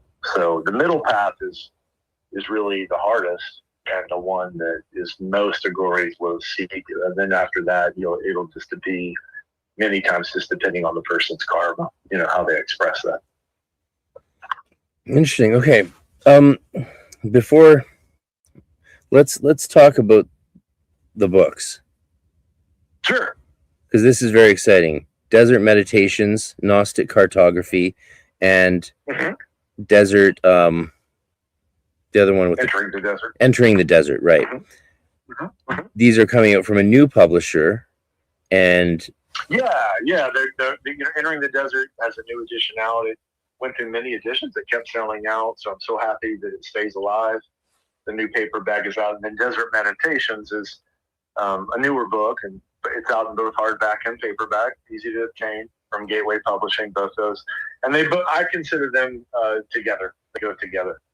And one is a little bit more in-depth philosophical, theological infrastructure, and then Desert Meditations is a kind of a deeper vision of the path of Agni, what we're talking about, the path of understanding one's life, understanding one's relationship to their karma, and then some. Also within that, what you might find interesting, I have a lot of writing on the Nag Hammadi text and some of the Gnostic Nag Hammadi scriptures, and I show how Agni is found within that, and that's a big link between them. And so those two go together. And then the Aghora verses is also out from Gateway Publishing. That's a type of inspired poetry which has a lot of encoded alchemical, Ayurvedic, and tantric teachings within it, and that's in paperback. And so I wrote that in poetic form as a type of shadow language, so that people who can see it at a deeper level can get some very interesting teachings. And it's also a devotional text. It's a text which someone could use for puja, for prayer, and that's in a small, little, nice devotional paperback. So all those are available right now. They're out. And then Cult of Golgotha is the new edition, is coming out very soon, and then we'll have a new edition of Tantric Physics. That's why I love paperbacks. These books sell out, and then you want to keep them alive, and people want them, so we can do a new paperback edition, and it's easy to obtain for everyone. And then people can underline it all they want. Yeah, I know. I missed out on some of your books after we first talked because I got to talk quieter when we first talked, because I was, I wanted to get the nice ones from Anathema, and they were rough times during those lockdown years, and I never really managed it. And then I was like, oh well, I'll get them later, and now I will. Now I will get these beautiful editions. I've put them on screen so people can see the two beautiful editions. I'm really to be honest with you, I'm not a fan of limited edition books. I don't know what the point of that is. I mean, if you ask a band that we're only going to make you 100 CDs, and then after that every band would say, no, I just make more CDs, make more copies. So to me, I always wanted to keep my books alive in paperback so that everyone can get them for very inexpensive prices. I'm happy if people like nice hardbacks, but to me, I want the books to stay alive, and people can have them and have it just spread around. And Entering the Desert was just recently published in Brazil in Portuguese. Wow! Congrats. So that's out as well too, and that's beautiful to see that in a nice paperback going all over the world, Latin America.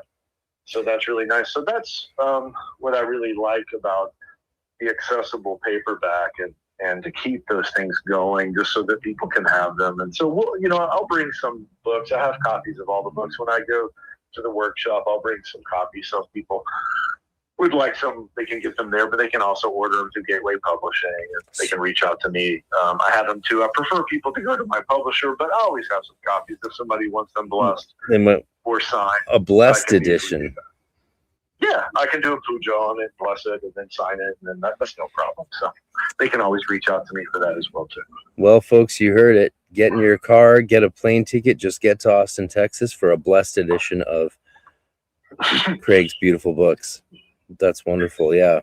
When I saw Anathema no longer have really any of your books left, I was like, what's going to happen? And, we spoke, and you're like, that's all right. They're out there. They're not gone. Yeah. Oh yeah, they'll always stay alive. So that's always nice. And I'll bring all copies, and I'll discuss all the books. And people can ask me any questions they want on the books. That's no problem. Yeah, absolutely. Well, yeah, it's great. Let's see if there's any other chat questions from anyone. I think mostly today people have been spellbound listening to you, as well as myself. Well, I'm honored they listen. I appreciate that, and hopefully they'll be able to check out the talks. Yeah, I'll make sure that the talks are both approachable but also very deep. It needs to be both. I think that everyone is much smarter than they think they are, and we can go into very deep topics, but it shouldn't be obscure either. These things are meant to be alive so that everyone can understand them, and not some strange thing that only a few people can understand. That's at that point, it's a bit pointless in my opinion. So. Mm-hmm. Yeah. Okay. Let me check. So here's a question. Yeah. Is illness initiatory? It can't. That's a beautiful question. So whoever asked that, thank you. That's me. Yes, it absolutely can be, because there's many aspects of illness which can be karmic, and that's a very uncomfortable topic for people. And I find it more. I think people find that topic uncomfortable who don't understand or can't accept the concept of samsara, the concept that this realm is inherently challenging. And it's a type of alchemical chamber where we come to experience things. And illness can definitely be something that has been carried over. We would say, what do we say? We say, oh, well, that's genetic, which is basically karmic. And then illnesses can provide a powerful way of transforming both our perception of life, our perception of our role within life, our perception of how we relate to people, our perception of how we relate to ourselves. And that could be both a physical illness or a psychological challenge, of course. And, you can look at this from many different levels. That's a workshop in itself, but many people will go through an illness and have a radical transformation and be changed psychologically and changed spiritually, but they still are sick. And that is a powerful transformation. Other people, their healing will be, yes, the illness goes away. So the root of illness is what you're always trying to find, right? You're trying to find, well, what's the ultimate root of this?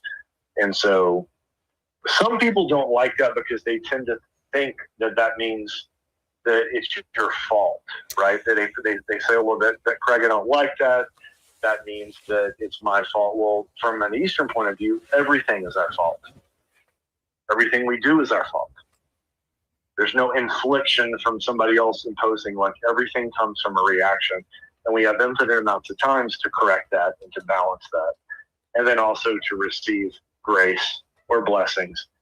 And people in medicine are striving to relieve suffering. But in samsara, there always will be suffering, right? You can be the best doctor in the world. You can have the best surgeon in the world, the best whatever in the world, and people can still get sick and people can still suffer. So that's the reality here, and that's kind of the death gnosis. That's an aspect of that inner Smashan concept. But yes, illness can be radically initiatory. It can be radically transformative.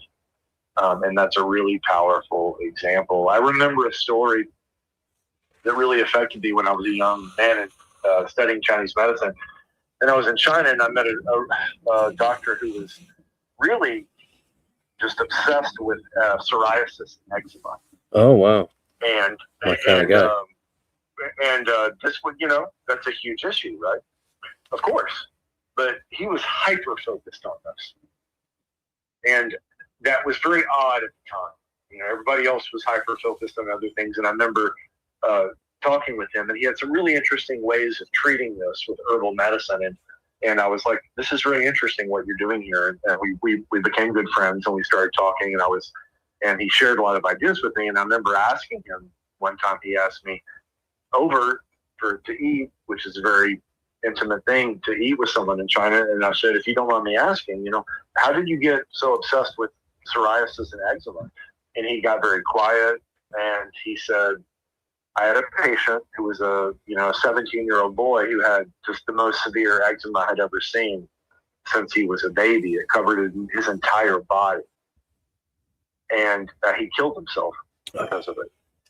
And he said, at that point, I said, it is my duty to help these people. So his entire life, it shook him so much. And Trent said he dedicated his entire life to only, and he had these his clinic was just like walls of pictures of people cured and so, but that was what changed him, right? He was like, it was an initiation for me. That's what he said to me, So, and I was like, yes, I can see that. And so medicine is also a very hard practice because you have to radically confront suffering. You can't run away from it. Like any practitioner of medicine who thinks they're going to fix everything is in for a rude awakening, right? So we try as best we can. And you see that alchemical tension. But yes, sickness and disease and suffering can absolutely have an alchemical aspect to it as well. That's actually a really powerful question, and it's a huge subject to discuss. So thank you for asking. You're welcome. I mean, in 2011 is when I went gluten-free and realized I really did have celiac disease, like many people had been trying to tell me. And in that year where I went gluten-free and dairy-free, I lost close to 300 pounds radically fast. It was shocking. Sure. Oh, it was shocking. It was shocking. And I was bike riding, 15 to 30 clicks a day around the seawall and eating chicken and broccoli. So it wasn't magic, it was magical, but it wasn't magic. But it felt like the greatest gift I'd ever received. And all of a sudden I started really enjoying my days in a way I hadn't the whole time before that. And even then, as a result, ever since then in my life, despite all the ups and downs, I'm healthier now in a lot of ways than I ever have been in my entire life, even though I gained an insane amount of weight during lockdown because I was very beyond depressed, and then my sister died, yada yada yada, right? All this shit that happens to us just piled on us. But at the same time, it's like I'm actually, despite all of that, still healthier than ever before because I understand my health better. I can take charge of it better, and I actually feel like I have some relationship with my body, and I'm not just the victim of it. Exactly. So someone says in the chat, Kisa, who earlier mentioned that she lost her mom and that really appreciated your words. Really appreciated your words. Oh, and that's wonderful. She quotes. It's also very important for. Hopefully, she's listening. Who did she quote? She's listening. She's quoting now. Suffering is a choice. Challenge is happening at all times. A quote that has helped me. I appreciate that question dearly, and I think she should remember that our karmic relationship with our mothers is beyond comprehension. If people had any conception of the karmic ties with their mothers, they would probably stroke out the shot. It is so deep and so close and so long, and for many, so complicated. Most of the time we hope it's beautiful, so tell her that her mother will always be around her, and she will always be around her mother. That will go on for many times. It's one of the most beautiful relationships, and this is mirrored in India when we say all mothers are one. All mothers are one. And they're all an expression of the goddess. Whether we want to call her Ma Tara or Ma Bhuvaneshwari or Ma Kali, or there's different ways we can look at it, but our mothers bring us so much, and the gift they give us is so precious. And so losing our mothers is a massive type of alchemy that we are often not prepared for and probably never ready for. But it is one of the most beautiful relationships we'll ever have. So I'm happy she asked that, and I'm glad she got some comfort. And she should always remember that will continue on, that will never go away. Yeah, thank you. Yeah. As someone who came back home during lockdown to be with his family, and now that it's just me and my mom left, that is the next initiation for me. And after that, I will be one of those people that has no blood family left. That's a weird future to know that I'm facing, and to call it initiatory. That initiatory is an understatement. Astardi in the chat, Astardi Earthwise says, "How do you undo initiatory illness?" Right. Yeah, that's a good question. It's a loaded question, though, isn't it? Yeah. There's different levels of healing. That's a good question, because I'll talk about this in my lectures, and I'm writing a book on this, and a much longer PhD type thesis on this. But for example, we can use Ayurveda as an example, and then we can roughly break Ayurvedic medicine roughly into 3 kind of approaches. And they have one approach which is called Yukti Pashraya, which kind of means rational medicine. That means like basic medicine, things you can see. So they would have surgery, body work, diet, lifestyle, herbal medicine. And then you have what we call psychotherapy. It would be psychological, emotional healing. And that's called Sattva-Vijaya Chikitsa. So that's a type of therapy. So we can have a root of disease that could be physical in orientation. For example, our digestion could be off. You can have a gluten allergy. You could have something, you could have a bacteria, you could have something else going on, just a basic, and then you could resolve that issues, and you stop eating your dairy and things go away, right? That's a very rational, basic thing. But then we can have psychological suffering.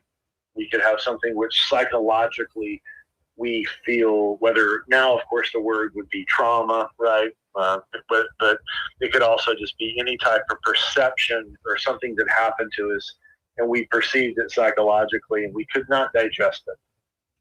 We just could not digest the experience.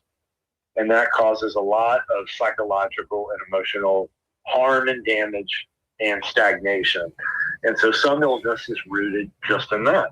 And that can be slow growing, or it can be fast. Like, you can see people who had traumatic experiences, life often end up having a very serious biological illness expression of it, right? But or it could just be mental suffering. So there's that level. There's also a third level called Daiva Vayapachaya Chikitsa, which is spiritual therapy. And that's where they look at karmic levels. And they look at what is someone's spiritual perception of reality. So those are the most basic. There's also one or other level, which is a deeper kind of philosophical level, which would be almost as like, how are you perceiving, what is your reason for being here on earth? But most people don't either want to talk about it, or they don't get to that level.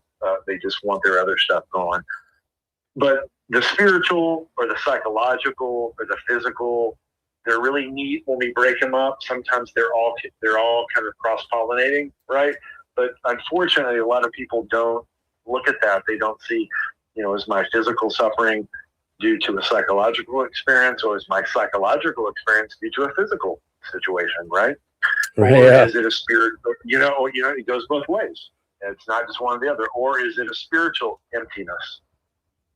I always tell my patients, we'll do a massive comprehensive examination, but I always want to be sure that I ask them questions of what inspires them. Do they have something creative in their life? Do they have a spiritual practice? What brings them joy?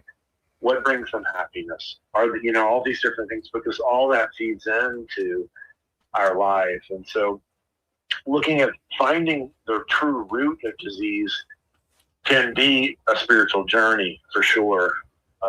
And sometimes that's a heavy thing for people to do. A lot of people don't want to deal with that. It can be exhausting, and it can be it demands radical self-acceptance. It demands radical self-responsibility. And then it also demands radical compassion from caretakers. And so that's asking a lot. And so that's a great question, because sometimes, I think of things like, my Aghora teachers, or maybe many teachers that, we think about some spiritual teachings, and we would say things like, be very careful with these teachings, because once you hear them, or once you taste them, you'll never be the same. And oftentimes people are like, yeah, whatever, or okay, but they don't understand what that means. It's like if your perception of reality is radically altered, it's hard to go back to before things were. And that's why a lot of people have such nostalgia for the past, right?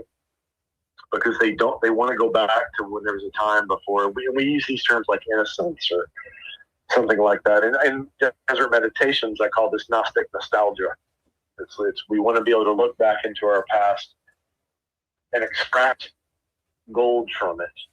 Even in traumatic experience, we want to be able to digest that, and to use mercury and these substances and purify them, and then extract it. If we can't do that, like that person was asking, we can't undo it.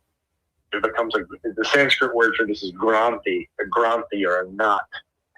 It's like a karmic knot. And these karmic knots can be carried lifetime after lifetime after lifetime. And so that's a bigger vision, right? Some people say, well, I don't believe in other lifetimes. Okay. Then we need to do the most we can right now. And then what carries on is not what they think it is. It's not this temporary personality in this one incarnation. We're much larger than that. But we still have a resonance. We have an aroma. And hopefully we have a distillation of our life's experiences. And that's what we can potentially carry on. But that's a really good question, because then you have to ask, well, what are we trying to heal? Why do you want to heal? I always ask my patients, what do you want to do if you were healed? Like, what is your, if you could be healed right now, what would you do? And then so we always want to try to find all those things. And I think we really have to have a radically bigger vision of life, a radically bigger vision of death, and then a radically bigger vision of health and healing. Yeah, often. And once, it's a big question, but I'm glad she asked it. So. Because personally, I've always, I've had to wonder if my, I can never. It was clear as I was going through puberty that I was in for a rough ride, and it was clear actually when I was born, because my first year of life was clear. But I didn't know that. I wasn't informed of that till my 30s or 20s at least. Yeah. And so I didn't know what I was in for. I was just experiencing a rapid atrophy and decline of my body that took me from being like, a child athlete, MVP football player, to an obese 13-year-old goth kid or 14-year-old goth kid. Right. And over one summer break, and everyone was like, what the fuck happened to him? And there was other things that happened to me that during that period as well, but part of it was puberty and the celiac disease really kicking in, the autoimmune issues, malabsorption, tooth lack of nutrients to tooth, psoriasis affects your teeth. I lost 40% of my tooth mass by the time I was 18, and there was nothing I could do about it, And I've had to wonder now over my life. I've had to wonder, is my health journey about becoming something I'm not, or just experiencing the fucking journey I'm on, and working with that as it is?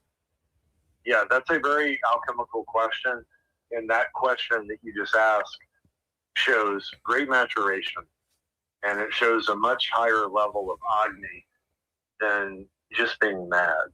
And this is a big Don't worry, I'm mad as well, but I'm working on it. Well, no, emotions should not be suppressed, and anger has an alchemical function. Joy has an alchemical function. Everything has an alchemical function as humans. That's why we're here. Humans, our emotions are alchemical fuel and alchemical substances. So we don't have to suppress them. We just have to understand. And then if we understand them, we know why we're undoing something. We can understand. We can potentially learn a lesson from it. And, you know, one of the questions I get a lot, because I lecture on this a lot, you know, some people, you start getting into really uncomfortable conversations about this. And so inevitably, you know, someone will say, you know, that sounds interesting, Craig, or okay, but why, you know, I can't accept the fact that a child will suffer. Right. Why is a child born with a certain disease, right? And then I have to ask, you know, then what I always talk to people, you know, it's like these are radically huge situations going on. And the karmic implications include most of the time, not even so much the child as everyone around the child.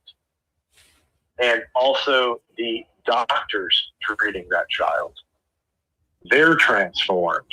Many times that child is one lifetime away from complete enlightenment.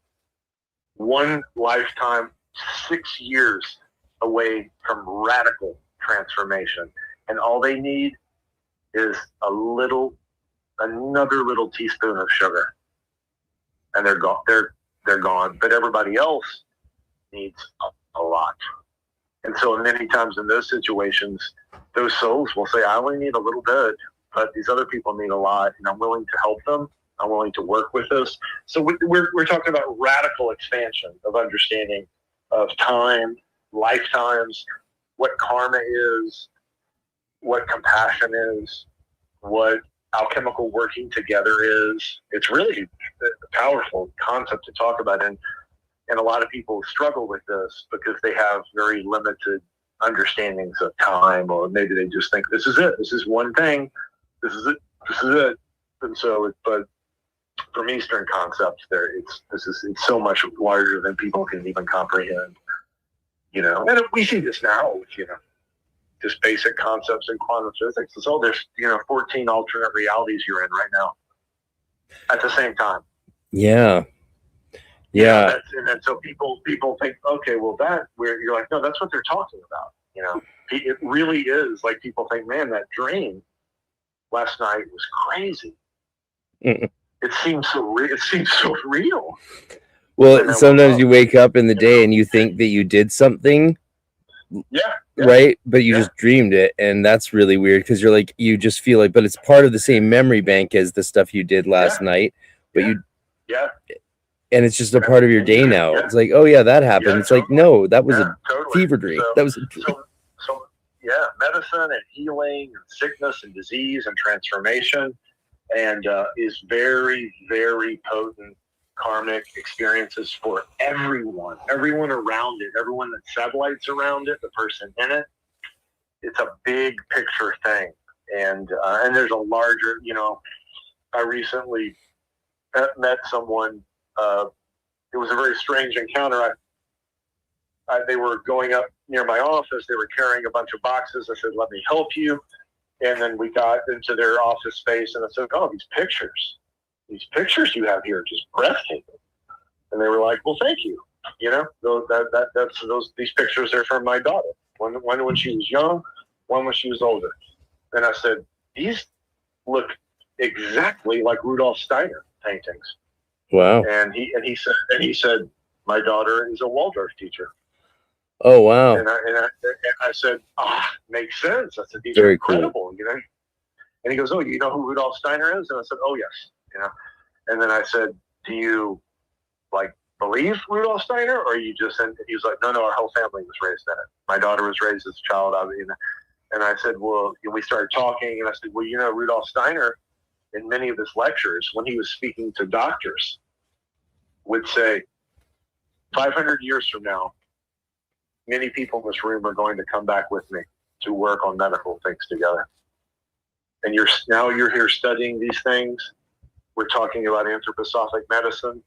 This is just one facet. Years later, decades later, hundreds of years later, many lifetimes later, you will continue this work. We will continue to grow this.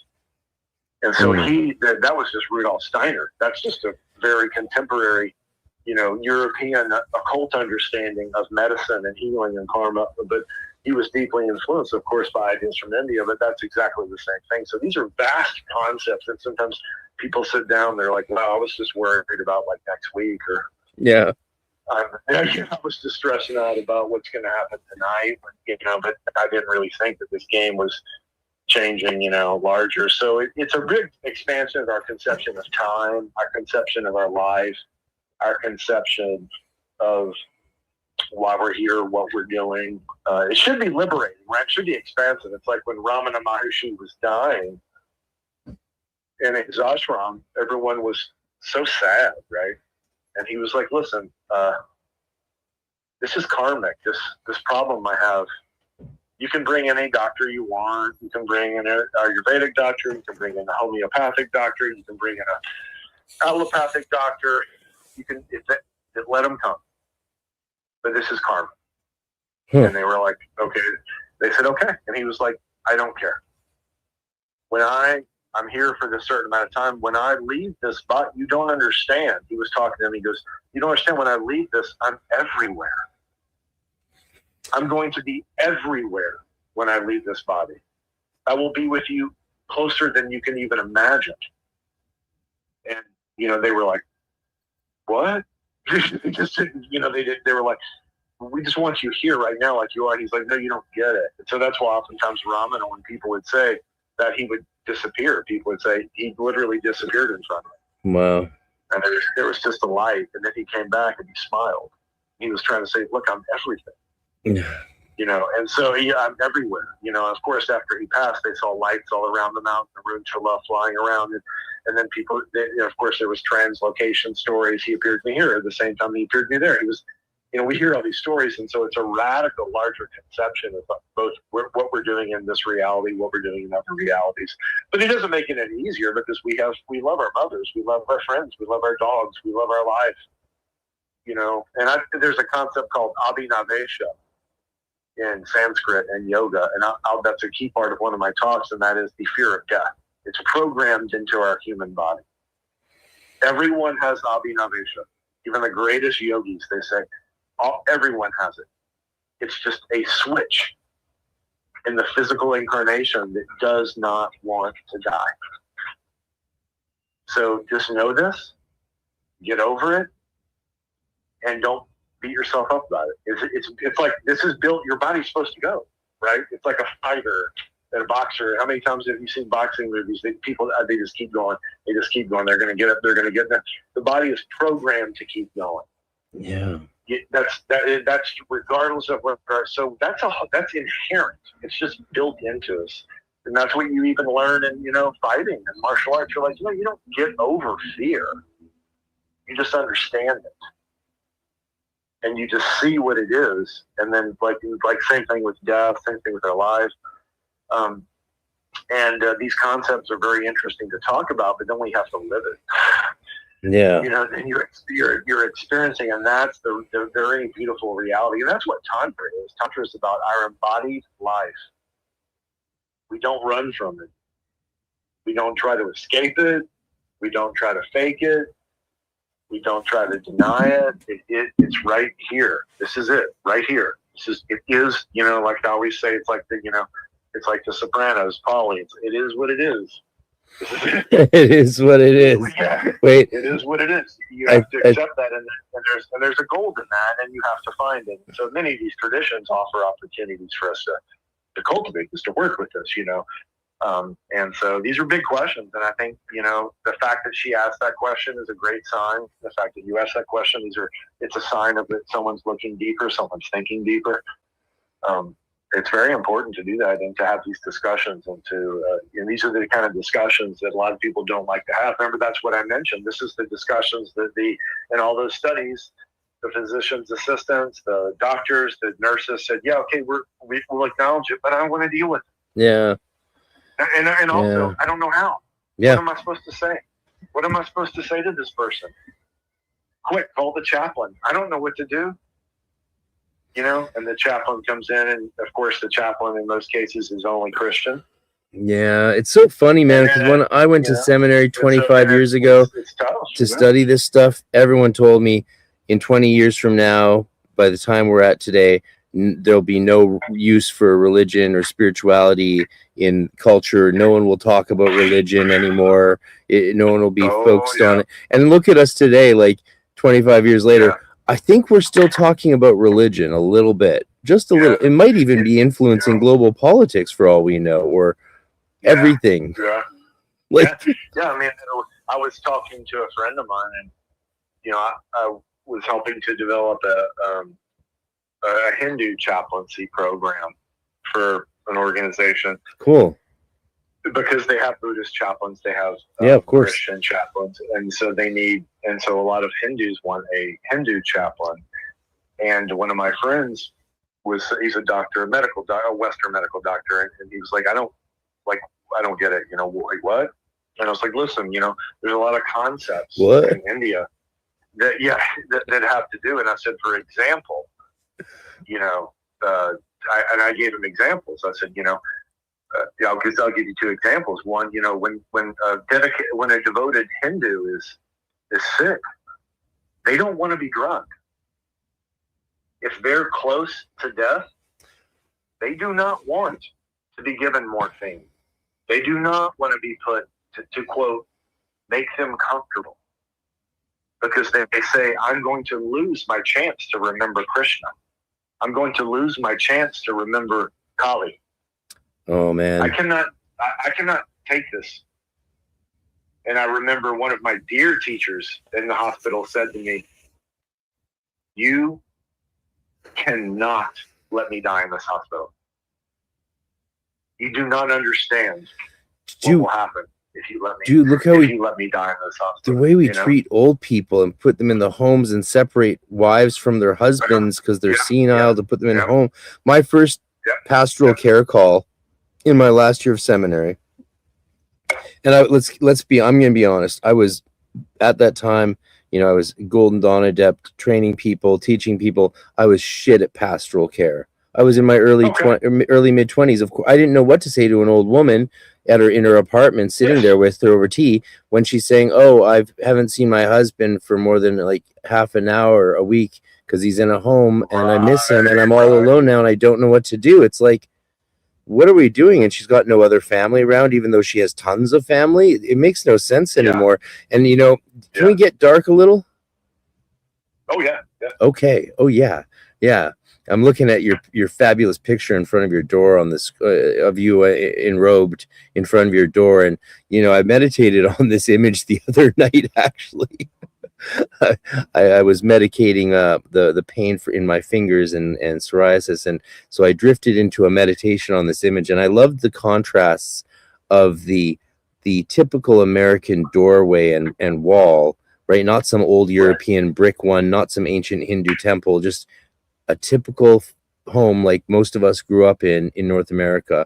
And then there's you in front of the doorway, and the doorway is even brought into greater power as an image because it's so mundane in contrast with you in such sacred robes, not mundane.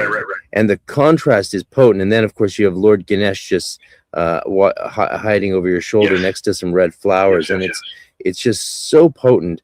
And I just wanted to share that as an aside, but there's no point to that. I just wanted to share my little image path working I did of that because it's such a beautiful image. But the darkness I want to get into is, I think you would be, I think I'd like to have you back on if possible with another person, a fellow Vancouverite who is one of my sort of here. This might upset some people, and I'm sorry if it does, but I have my opinions on these things, and my opinions are not very positive when it comes to the Canadian MAID program, medical assistance in dying. And so there's a local woman who's really awesome. Her name's Kelsey Sharon in here in Vancouver, and she's a psychedelic trained person for end of life care and hospice. And so she's been going on. She's made it her career to attack the MAID abuses. I've talked to her about having her on the podcast to do a real heavy hitting thing on the destructiveness of this MAID program, its uses and abuses, and even just the spirituality of end of life care. And the problem is, I don't know how I could handle that on my own. And I think that having you there would be a really, really healthy balance to that, because I get very emotional about this topic, and I know she does too. And maybe having you there, we could be a trinity that would balance that out. Because I think, and I think she would really love to hear your thoughts on this stuff too. She's got a YouTube channel. Go check out Kelsey Sharon, folks. She covers hardcore stuff. It's scary stuff. Like, there's since instances in Canada of MAID being done where they're holding people down and stuff. It's really dark. We're not going to get too much into that today, but I just wanted to say I'd love to do that with you and have a truly confrontational discussion about those sort of programs that rob us of the end of life for absolutely. And I think I feel the way about that, like I feel about the old people. We shuffle off into homes to be, perhaps well taken care of, but even if they're not abused in those homes, they're separated from everyone who loves them. And to me, that's abuse. Right. Yeah. These are potential opportunities for radical transformation, and if they're taken away, like, my friend in India, my two friends, they were saying, like, no, you're not messing me up right now. You're not taking this away from me. Mm-hmm. And his doctors were like, you're crazy. Take the damn morphine. Yeah. And the kid, and maybe the son would be like, give my dad the morphine. And so the Hindu chaplain would say, listen, this is a spiritual experience for him. He doesn't want that, And then my teacher, he was like, "No, you drag me out of here, or you're in trouble. You get me out of here. I'm not dying in this hospital. I'll die." And I was like, "Okay, we'll be sure that doesn't happen." But that was his perspective. So these are things that chaplains or caretakers, and we need people to help with that. And from an Eastern perspective, this is a quick aside, an Eastern perspective, whether we are Vajrayana Buddhist, which is my background, or whether you're Aghora, or whether you're, quote, we're stuck with the term Hindu, we use it. They want clarity at the moment. They don't want drugs.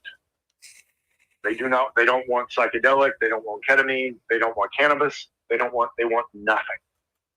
They want crystalline clarity. And that's a big concept that a lot of people are just not used to. They're like, wait a minute, I want to make this easier. I don't want to think about this. I don't want to, one of my patients yesterday said, can't I just make it like sedation dentistry? I just go to sleep. I was like, you can, but then you're missing that opportunity. And that's an Eastern perspective. Some people would say, Craig, I don't care about an Eastern perspective. Well, that's fine. They don't have to worry about it. But if someone is an Eastern perspective, they want someone to be able to talk to them, to represent them, to be with them. Yeah, advocacy is so important in those situations. Yeah. You're basically talking about advocacy, and you're talking about what you and I would call the ministry of presence. Absolutely. That's exactly the word we use for it. Just being there. Yeah. It does, sometimes it's just being there. And so anyway, so those are all, that's a death gnosis. These are all things. And these are Saturn topics. Death gnosis, yes. These are Saturnian topics, and everyone hates Saturn. Nobody wants to deal with Saturn. Well, I'm a very Saturnine individual, so I can, I'm stuck with, I have no choice. I'm an Aquarius, and Saturn is conjunct Jupiter on the cusp of my 11th, 12th house. So I'm fucked. Yeah. A question. Saturn is a good gift. Yeah. A question from the chat. Louise Saval, who previously had said, "I survived a rare form of cancer, and initiatory is a good way to describe it. I have not heard that description before. Thank you." Has just asked the question: have you heard of Hellinger's work, Family Constellations? If so, what do you think? Yeah, those are super interesting. And what is it? That's when we really. Well, that's this idea that there's constellations or egregores or constellations of experiences within families. And that is the case. There is very interesting karma with families, because you have to think about it. Most people's, if you think about this, like most people's problems are their family. That's a bingo. It's good or bad. Like when you hear these concepts of like people, sadhus, or when you look at the Gnostic Gospels or any look at the Synoptic Gospels, and they, someone says, I'm here to, you're going to leave your family to follow me. Just the thing is, Sacraments is that the reason it was because it wasn't anything really. I mean, of course, it has a radical concept. It's asking you to change your thing, but it also they knew, everybody knew that most things in a family were just going to be dragging you down because it's a karmic weight, good and bad, good and bad. It's like there's another karmic weight. So it's not like it's all bad, but that's the thing. So families carry a lot of karmic, I call it a karmic accumulation. There's a karmic residue. And this is why even in India, the Pitriyana, the honor of the Pitris, honoring the ancestors was considered extremely important from a karmic's idea, that there was some kind of karmic current that you needed to honor with that. And that's where you, even in esoteric, Hinduism, there be in the Vedas, they'll say, okay, at the moment of death, there's two pathways. There's a lunar pathway called the Pitriyana, which is the pathway to the fathers. And there's the Devayana, the solar pathway, the path to eternity. So at the moment of death, you're going to go two ways. If you go to the lunar pathway, Groundhog Day, right back again. Here we go. So that's okay. A lot of that's going to be lessons. A lot of it's agreement. We have agreements with family members that we can't even comprehend. And so those are a big thing. The challenge with that, of course, is, are you going to get everybody to work together? Is everyone going to work together and resolve it? Probably not.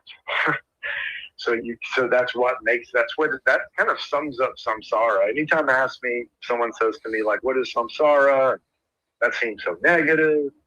Why do you believe? I'll say samsara is families. Period. Think about it. It's like samsara is families. Wow. Families are complicated. Good and you bad. Don't have to tell me, brother. Yeah. Yeah, and so we have to. And some people can extract themselves from that easier than others. Some people are like, "Bye, I'm out of here. Go." Other people, their whole life, they're kind of like chained to that. Before my sister died, I remember one time in the years before, right before during lockdown, I said to her, after she was complaining about being at some big family event, maybe Christmas or something, with my massive extended Irish family and all of those people, everyone, most, 99% of whom I love with all my heart. And she was at our house. I think she's at our house for Christmas and telling us about some of the crazy things going on in that family. And of course, I'm not welcome there. And I said to her, it's so funny. It's so ironic that you're the one who's allowed to be a part of the family and not me. And she just started laughing. She's like, it gets funnier every year, she said, because every year it's so clear how little I like them and how much you do like them. Like, so she's part of this family that she doesn't like. And I can't be a part of the family, even though I really love most of the people in it. And there's just this one evil stepmother that decided to destroy me from the age of 11 on, and succeeded for the most part. Yeah. I'm still alive, so she didn't fully succeed, but she for the most part she won. And so but I I'd say to her, how do you even survive it? How do you handle being there? in that environment. She's just like, I have to lie. I was like, about what? She's like, everything. She says, it's unlikely that I say a single true thing the entire time I'm with them. Okay. That's a constellation. Right. Yeah. What the fuck, yeah. right? That's a fucking constellation. So, no, it's true. And so another kind of... The family rejects the ones that love them and bring in and reward the ones who don't like them very much. Yeah, and then there's a alchemical tension in kind of extracting yourself from the gravity of the family. And so everybody has to accept that too. And so your life, you come into this lifetime. Everyone's different, everyone's different. Large families, small families, no families. So that's going to, of course, be a spectrum. But even within the family, even within a family group karma, you have your own karma to deal with, and so that tension is a type of in Sanskrit we call that tapas. It's a creative tension. It's a heat that's built up, and it has a lot of potential for transforming.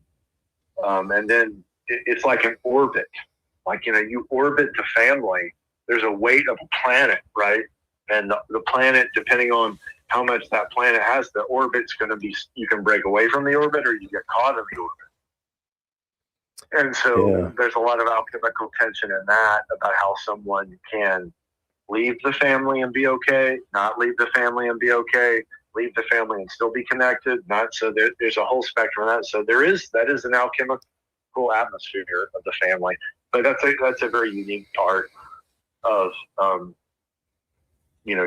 karmics, genetics, epigenetics, and then linear time too, because in other dimensions, when linear time is not unfolding the same way, it's not the same. And so this is a very earth-based thing. So, and you can even see that in both Hindu and Buddhist / Vajrayana Tantra. It was very understood that some person was repeatedly coming back to continue work. Period. Whether it was Babaji or Rinpoche, it was like, no, they're still working on this. There's a long range game plan here. It's going to be 10 lives. Yeah, and so they're like, okay, let's keep it going. Okay, that was so, and and so a lot of people, that's just like, whoa, that's I was stressed out about college. I wasn't thinking about 5 lifetimes from now. Yeah. So it's a great question. It's a big deal. Families can be really beautiful. They can be a nightmare. They can be a horror show. Just letting that samsara. Samsara is that you don't know what you're gonna get. Oh, dude, you're gonna get me all back in Eastern shit again. What the fuck, man?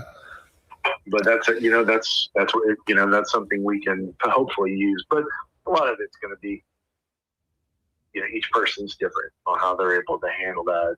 How they, all those different things, what they can learn. And if they can leave, sometimes they just gotta leave. Yeah. To stay when you don't need to stay. Yeah. Ramana Maharshi left his family when he was 15. He had his death experience at 15, and was like, "I'm out of here." And his mother and father were distraught. And he walked away, lived in a cave for years and years.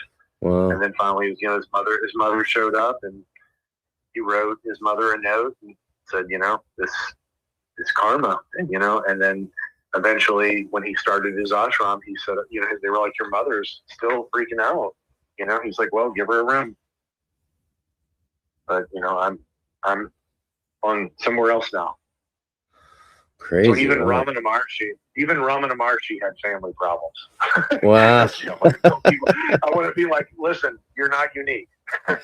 Ramana's brother was there causing problems. His mother was complaining about the food. They'd come to Ramana. He'd be like, "Oh my God, just okay." Oh my God. Make her. Be sure she's happy. He loved his mother. There's beautiful photos of them together. But he was like, "I'm on something else now. Like, thank you. I'll take care of you forever." But so that was a strange tension, because in India, nobody wants their child to be a yogi. Are you joking? Right, I'm sure, yeah. Oh my God, they're like, no. You're going to be a doctor. You're going to be an engineer. You're going to be whatever. You're not a yogi. So when someone's a yogi, they're like, what?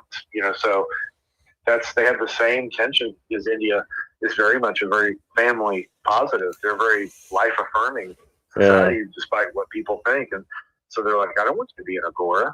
Yeah. I don't want you to be, that's not what my job. I want you to be. So that was hard for them. Yeah. His mom was like, wait, what? And so his mother didn't see Ramana the same way we see Ramana. They just didn't, it wasn't the same. Now, but you can only imagine their karma together, right? And Ramana knew that. So he's like, no, take care of her. I'll take care of you forever until you're gone. And they buried her in very blessed space. And so, but everybody, sometimes when we come into this dimension, we have to use some type of genetic karma. It's part of it. And then what that means is so mysterious at times. Other times we will figure it out. But it can be very messy. Yes, but samsara is messy. That's what I always say. If people don't understand samsara, they're going to expect everything to be good all the time. They're going to expect everything to continue to get better. Yeah.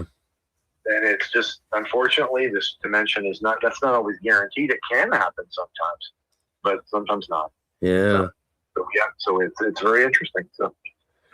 Nomadic Magician asks, is there any best method for clearing family karma to prevent it from affecting both myself and my descendants? Okay, yeah. Great question. That's a great question. That's literally what I was talking about, like the orbit, right? The gravity of the orbit. Can someone break free? And then someone, we have these concepts, right? And someone might say, I'm breaking the pattern, right? They say, I'm breaking the pattern. I'm not going to do that. My mother did that. My father did that. My grandfather did that, but I'm not going to do that. So that's karmic breaking right there. Someone just already knows. They're like, no matter what, I'm not going to carry this on with my children or whatever, something like that. So there can be an aspect of that, which is that's so strong that people are just going to do it. They don't know how, but they know they're going to. Other aspects, it is what I'm saying. It's like someone has to develop their own independence and realize, like, I'm not limited to my family. I need to move on from this. That's a big challenge. It's not escapism. It's a transformation. It's not just running away from your problems. It's just saying, like, listen, I have my own separate karma. I can honor you, but it doesn't mean I have to put up with you abusing me, hurting me, insulting me, or just not respecting me, or, we can think of anything, or limiting me, or, everybody has a responsibility. I mean, these concepts are really pushed through, honestly, you can think of something as simple as The Exorcist, and you can see, that priest has struggled about his mother. He was like, I didn't take care of my mother. He could not shake that. Yeah. And so that was a problem for him in that particular situation. Yeah. And so family can be a big weight. And so whether we can break away from the gravity of that is very complex, but we kind of have to in some levels. We kind of have to. We can't have I call it a karmic failure to launch. That's a good one. We're supposed to go away. We're supposed to, and then depending on who needs help, and there's different situations that you might need to come back and take care of. But on a psychological level, we're supposed to kind of go on to our own lives. And so that can be a big part is someone developing the support system or their own internal support system to be able to do that. And it's not a coldness. It's not a robotic. It's more just, you have to go on and do something. And then other people have families that are amazing. They don't have to leave. They never want to leave. Other people have families. They can't wait to leave. It's very, some people have families that are a nightmare. Some people have families that are like a Hallmark movie. You never know, but it's still all a way. And so it's a good question. Just having discussions like this, and like I said, everybody's different. So everybody has to look at their own situation. And this is a big part of what they would back in, even in India, they would say, we need to look at astrology for this. Astrology is like a map of your karma. We need to see where what's going on before, what's going on after. And it's like for me, I'm always amazed at people's whimsical attitude toward having children. Like I'll never grasp that. What do you mean by whimsical? They'll just be like, "Oh yeah, I'll have a kid. No big deal." Oh yeah. You know, I'm like, I don't think you understand what this means. Like, you know, now you're filling out an entire new karmic web that's going to go potentially for, who knows how long, you know? And then you have a weight or responsibility, or at least you should. I mean, I'm assuming that someone's going to be a good whatever parent, you know, that they're supposed to take care of. It's like, now you have to take care of this. You can't have it, you know, we have this thing where I can just have it all. And you're like, I don't know if that's a reality. So they'll just casually do that. And other times they don't realize what is entailed with this. So I think everyone has to sometimes potentially try to understand their family karma. Sure. If they have the opportunity to do that, that's actually quite propitious and it's quite a blessing. But oftentimes you don't get that opportunity. Other people in the family could care less about that. And then in those situations, you have to use your alchemical fire and move on and forge your own type thing. And that's a very hard thing, but people have to do that. They have to move on. They have to look on beyond that. And so that's something I think people have to understand too. They're not limited. It is a big part, but there's a part of themselves. Like, remember we mentioned earlier that the Atman is not limited to this. The Atman is not born. The Atman's like, I'm not in this family. I'm in eternity. This is like nothing. So you don't have to be that, but there is still going to be some karmic entanglement. That's what we can refer to. It's like karmic entanglement. But even within that entanglement, you have a certain amount of freedom, and then you have to look at that. And so it takes a lot of self-responsibility. It takes looking out for someone you can talk to about this and someone who's open to talking about this. And then it takes a little bit of time and patience with yourself. And then sometimes it takes a lot of courage and a lot of strength. But I think it's an important thing. So I'm glad people are asking about that, because family is a big weight for a lot of people. Yeah, actually, I should mention Luis Saval says we have a family constellations group here in Austin at Casa de Luz. If anyone wants in Austin is here and wants to check it out. That's really cool. There's another question from the chat, but I have a question I want to ask you. Yeah. What's your thoughts on biohacking and the modern obsession with optimization? Do you think that's spiritually unhealthy? And like, what do you see as like the difference there between genuine healing, for example, and like narcissistic self-improvement?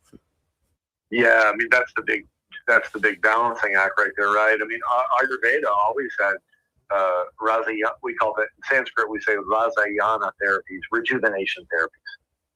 So they were very much open to both deep restorative rejuvenation from the mitochondrial level to the psychological level. I'll touch on that in my talk. So Ayurveda 100% says there's like so much more human potential physically, psychologically than most people understand. So that is 100% accepted. So they were, like I often say, like Ayurveda was the original biohack. I love that.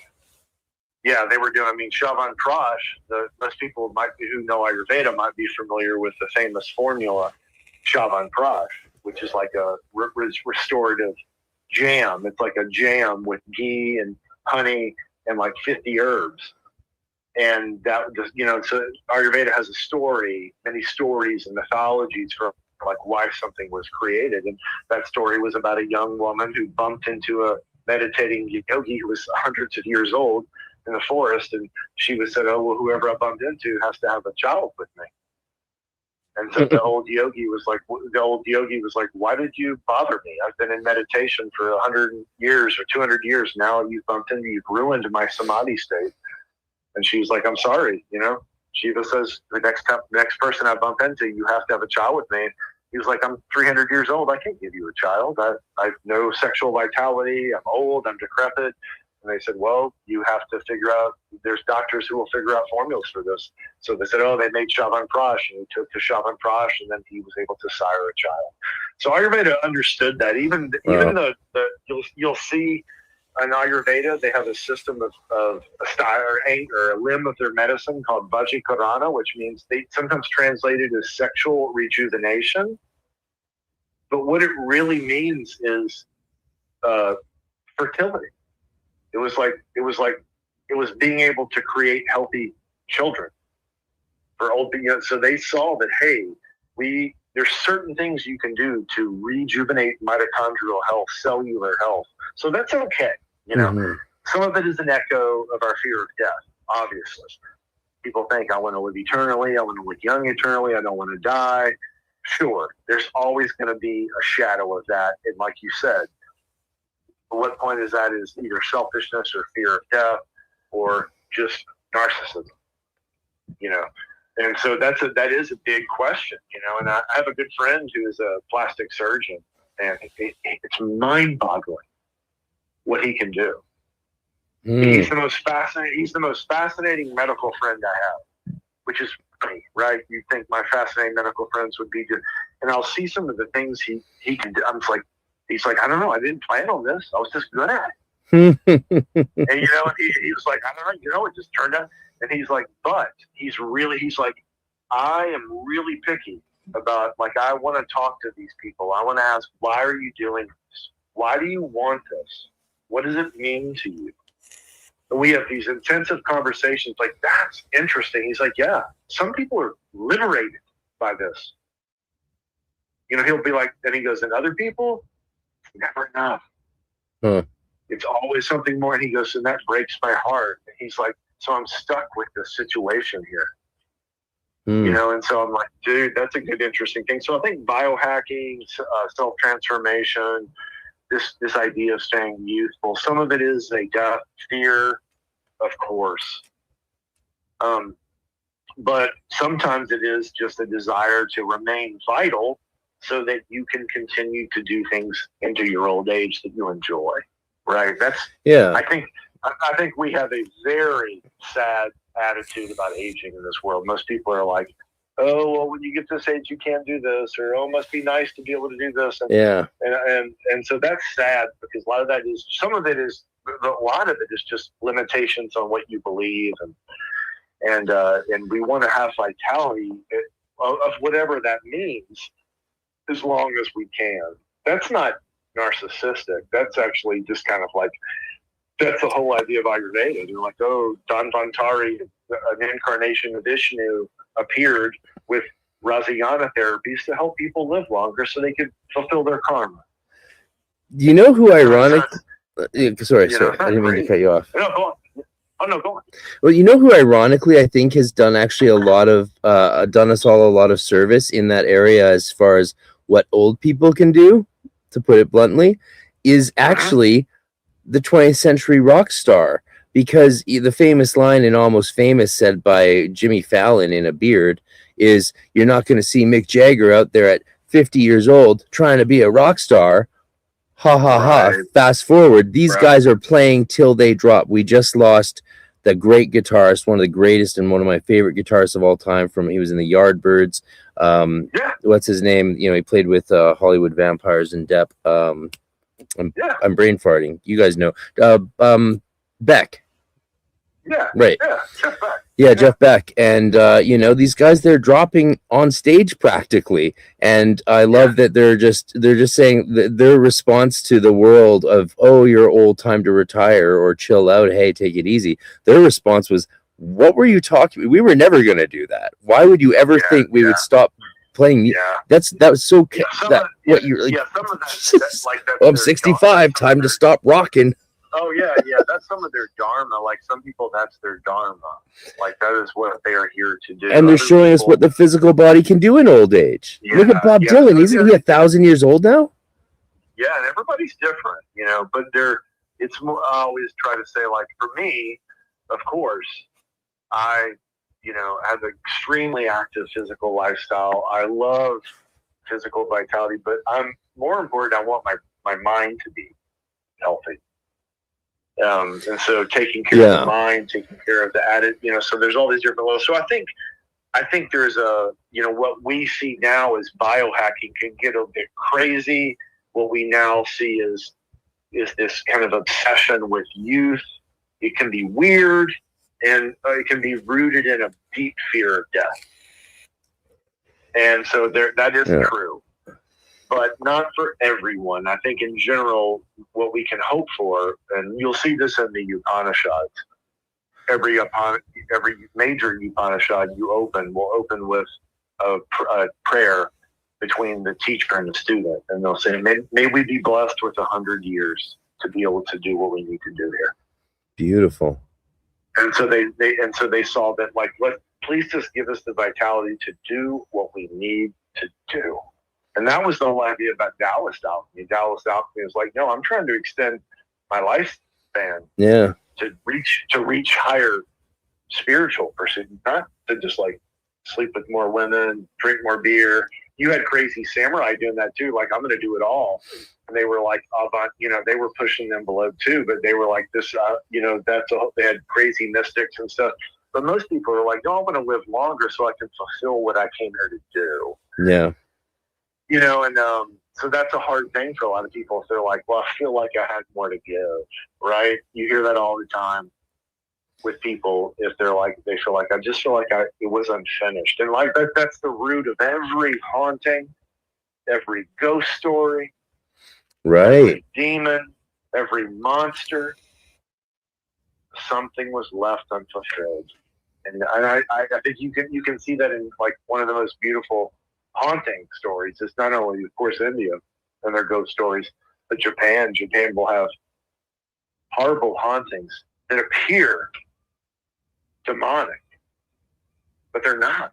It's someone with a broken heart. They just wanted someone to read a letter that was hidden, or to know that they loved someone, because they had to keep their relationship secret. And once the Taoist priest reads the letter, the demon transforms into a young man or a woman, and says, "Thank you, I can go now." And so that was a type of ministry of presence. A type of that where there's we are like exorcism through acknowledgement. Yeah. And so we have a certain amount of time here in this body, and how we take care of that body can definitely determine the quality of our time.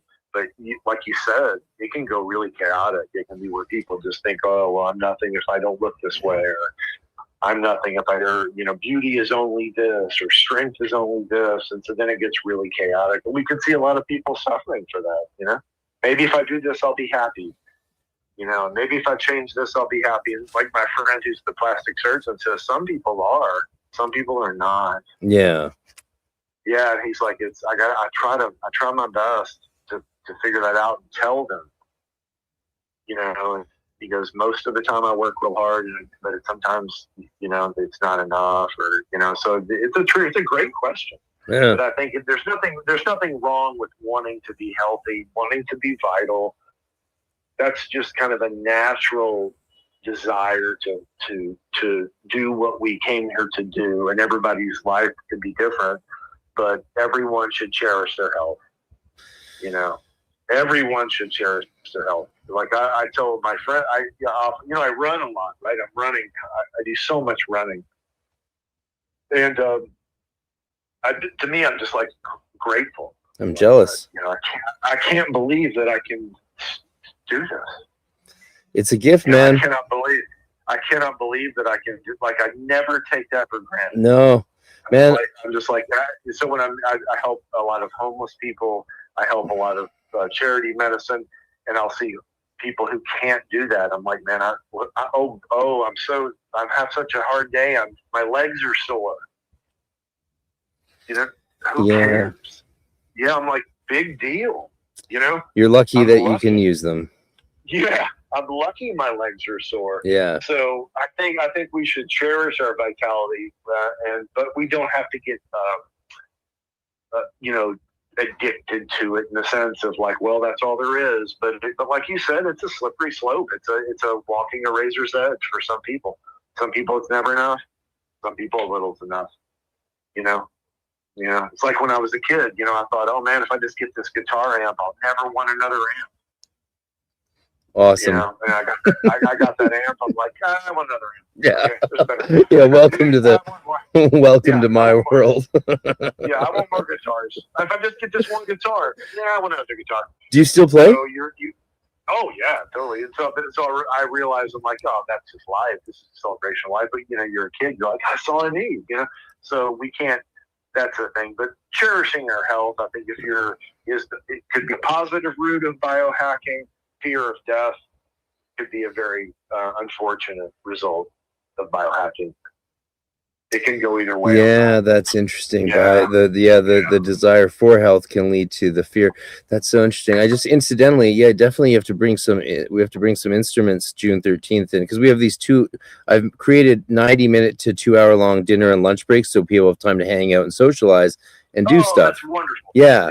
That's so wonderful. Yeah. So, you know, and you know, so we definitely got to jam and do some songs during either the lunch or dinner thing. And I want to say it's really dawned on me during this conversation how amazing both our workshops will be as bookends to the day, because I'll start the morning doing this theosis via John of the Cross and as a study of the Qliphoth and the tunnels of Set.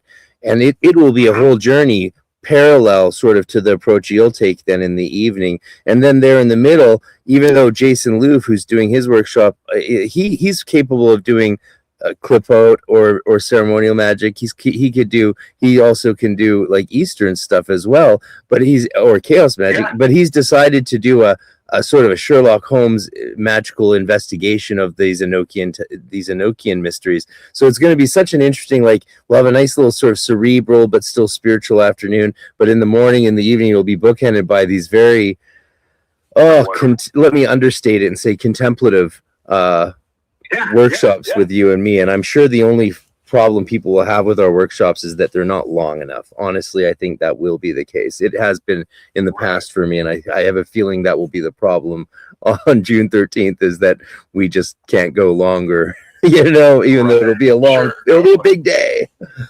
We have a few more. Yeah, we have a few more questions. Do you have another 15-20 minutes to stick around? Yeah, okay, absolutely. Let me play the ad one more time so people know what we're talking about with this event, and let me run and go pee, and I'll be right back in 2 minutes. People, this is what we're talking about. If you're new and watching us on YouTube, this is the event we're doing in Austin. You can attend online or in person. There's lots of room for however many people want to attend, and there's a payment plan so you can make the first payment and show up and hopefully enjoy it. And if you don't want to finish that off, that's okay. But then you can't attend the ad will tell you everything. Here you go. Well, I'll be right back. We'll be right back. Oh, wait, before that, I had a meme for you. What was the meme? I had a special, here we go. It was because we were talking a lot about emotions. So this is the standard trope on my channel, is my emotions meme. And it's just to let us as a group exercise our feelings through this meme. My emotions! That's from the show Community, Childish Gambino. And then, of course, I like to play this one. It's the people are retarded. Osho. People are retarded. All right. We'll be right back, folks, for a little wrap up, and we'll answer your remaining questions. So get your questions in now. Super chat, become a channel member, subscribe. You do a little dance, make a little love, get down tonight.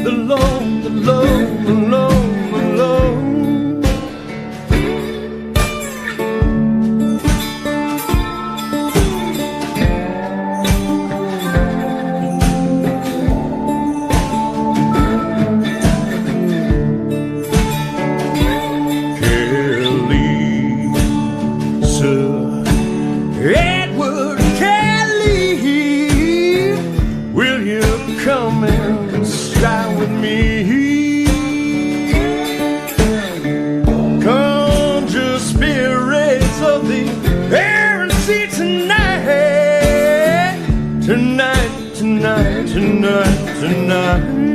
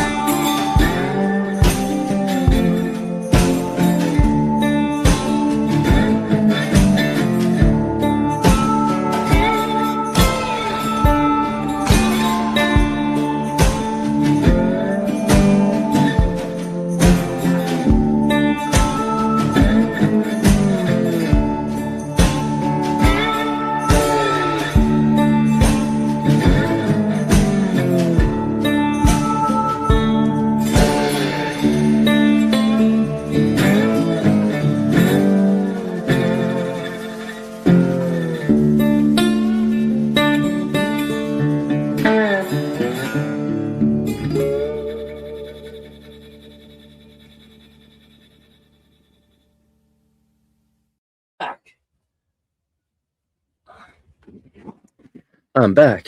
All right, we're going to wrap up here with Craig Williams, ladies and gentlemen. We have a few questions from you that are very good, which is why I asked you to stick around and answer them. So someone asks you, absolutely. This might be a big one, so you feel free to say there's not time. But so Angelo asks, what's your thoughts on Kundalini? Sure. Yeah, that's a big topic. Well, I think it's a really misunderstood concept. The more traditional concept of Kundalini would be that, it's a type of expression of the goddess that exists at the base of the spine.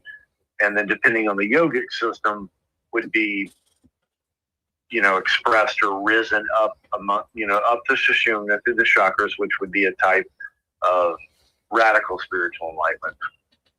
That's the fundamental idea.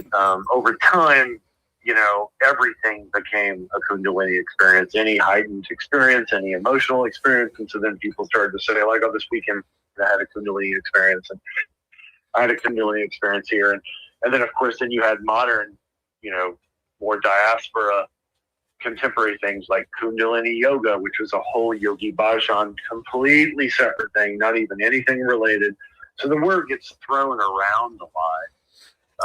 But from a tantric perspective, it was a very tantric concept. At the base of the spine, there was a coiled, snake, which was symbolic of this type of awakening we would have. And then through yogic practices, you could stimulate that, or through grace, that would be stimulated, or through pilgrimage, or through presence of a guru, Shaktiput, that could be awakened. And I would say fundamentally that's, a key thing, but most people need to understand that if they have what I would call a true Kundalini experience, they don't go back, right?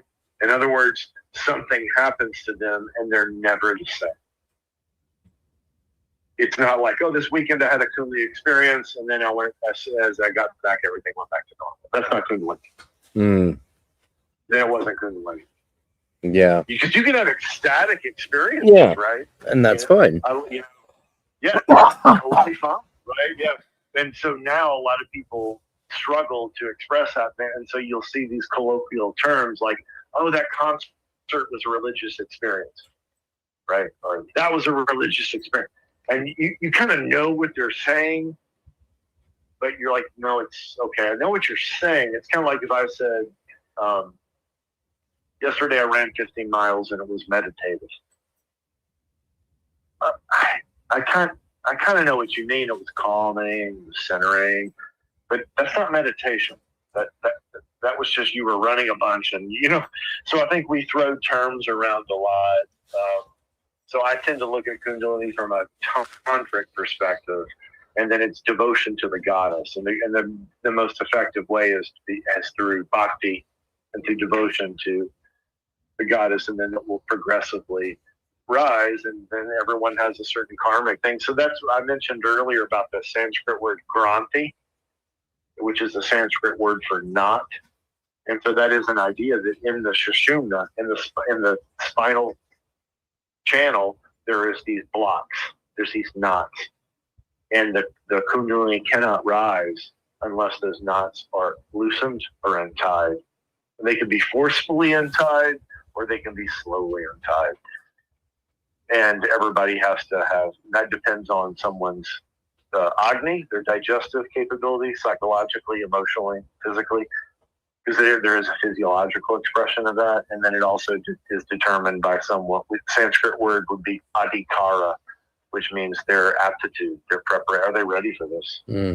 Are they qualified? Sometimes I say qualified. A lot of people don't like that term now. They'll say, well, it's hierarchical, it's whatever, but qualified just means, are you ready for this? Have you prepared for this? Are you going to understand it? And so, I mean, doesn't qualified just mean capable? Capable, that's essentially right. Yeah. Can you handle this? Do you know what to do with it? Yeah, the idea of qualification, I think, as separation from capability is the result of like the administrative bureaucratic state, not. Yeah, it's a distortion of the actual term, because you don't care if someone has a piece of paper, you care if they can do heart surgery. Exactly. Yeah. Nobody likes qualifications unless it's their vet or their surgeon. Then all of a sudden qualifications mean everything. That's what I always say. They're like, no, my surgeon better be qualified. Yeah. You're like, or my vet, because they love their pets and they don't want to die. So I think that's a thing. So Kundalini, sometimes it's a nebulous term. It's a good question, because some people have to say, I don't know what this means anymore. What does this mean? But I look at it from a tantric perspective. It's also a bhakti perspective with the goddess, and trying to force it doesn't usually work. It's better to just create a certain environment that's conducive for, actually, in my tantric conditions, it's a descent that we want, not an ascent. So we want something to come down. We're not looking to go up. So there's that, which is exactly what Sri Aurobindo taught. That was Sri Aurobindo's concept, but the supramental descent was more important than a Kundalini ascension. So it's an interesting question. Yeah, thank you for asking. Yeah, well, that was from Angelo here. He's also asking, did you find the books of Arthur Avalon on Tantra any good? Yes, so Arthur Avalon, or John Woodruff. Arthur Avalon was his pen name. John Woodruff was his English name. Are impeccable, and they're incredible.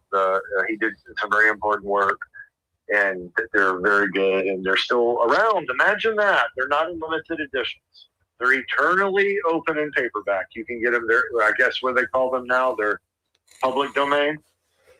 Public domain, baby. Yeah, so you could go to Amazon or whatever, and you can find many different versions of all his work, and I highly recommend all his things. Yes, without a doubt. So any books by John Woodruff / Arthur Avalon, there can be excellent resource materials for sure. Okay, so now El Sol, someone says, oh, now I'm curious on Craig's thoughts about paranormal investigations and the people who do that. Yeah, what a great question. Fun question. Thanks for the fun. It's been a heavy night with technical errors. Thank you for the fun question at the end. Yeah, that's a great question. I think I like that question because it's much more nuanced than people think, because a lot of it does depend on the actual space. Okay, first of all, like some spaces will have literal, whether you want to call it hauntings, paranormal activity, based on the history of the land or the history of the space. So that can actually happen. Then after that, the second thing you have to evaluate is whether or not that is a residual haunting. In other words, is it just a loop?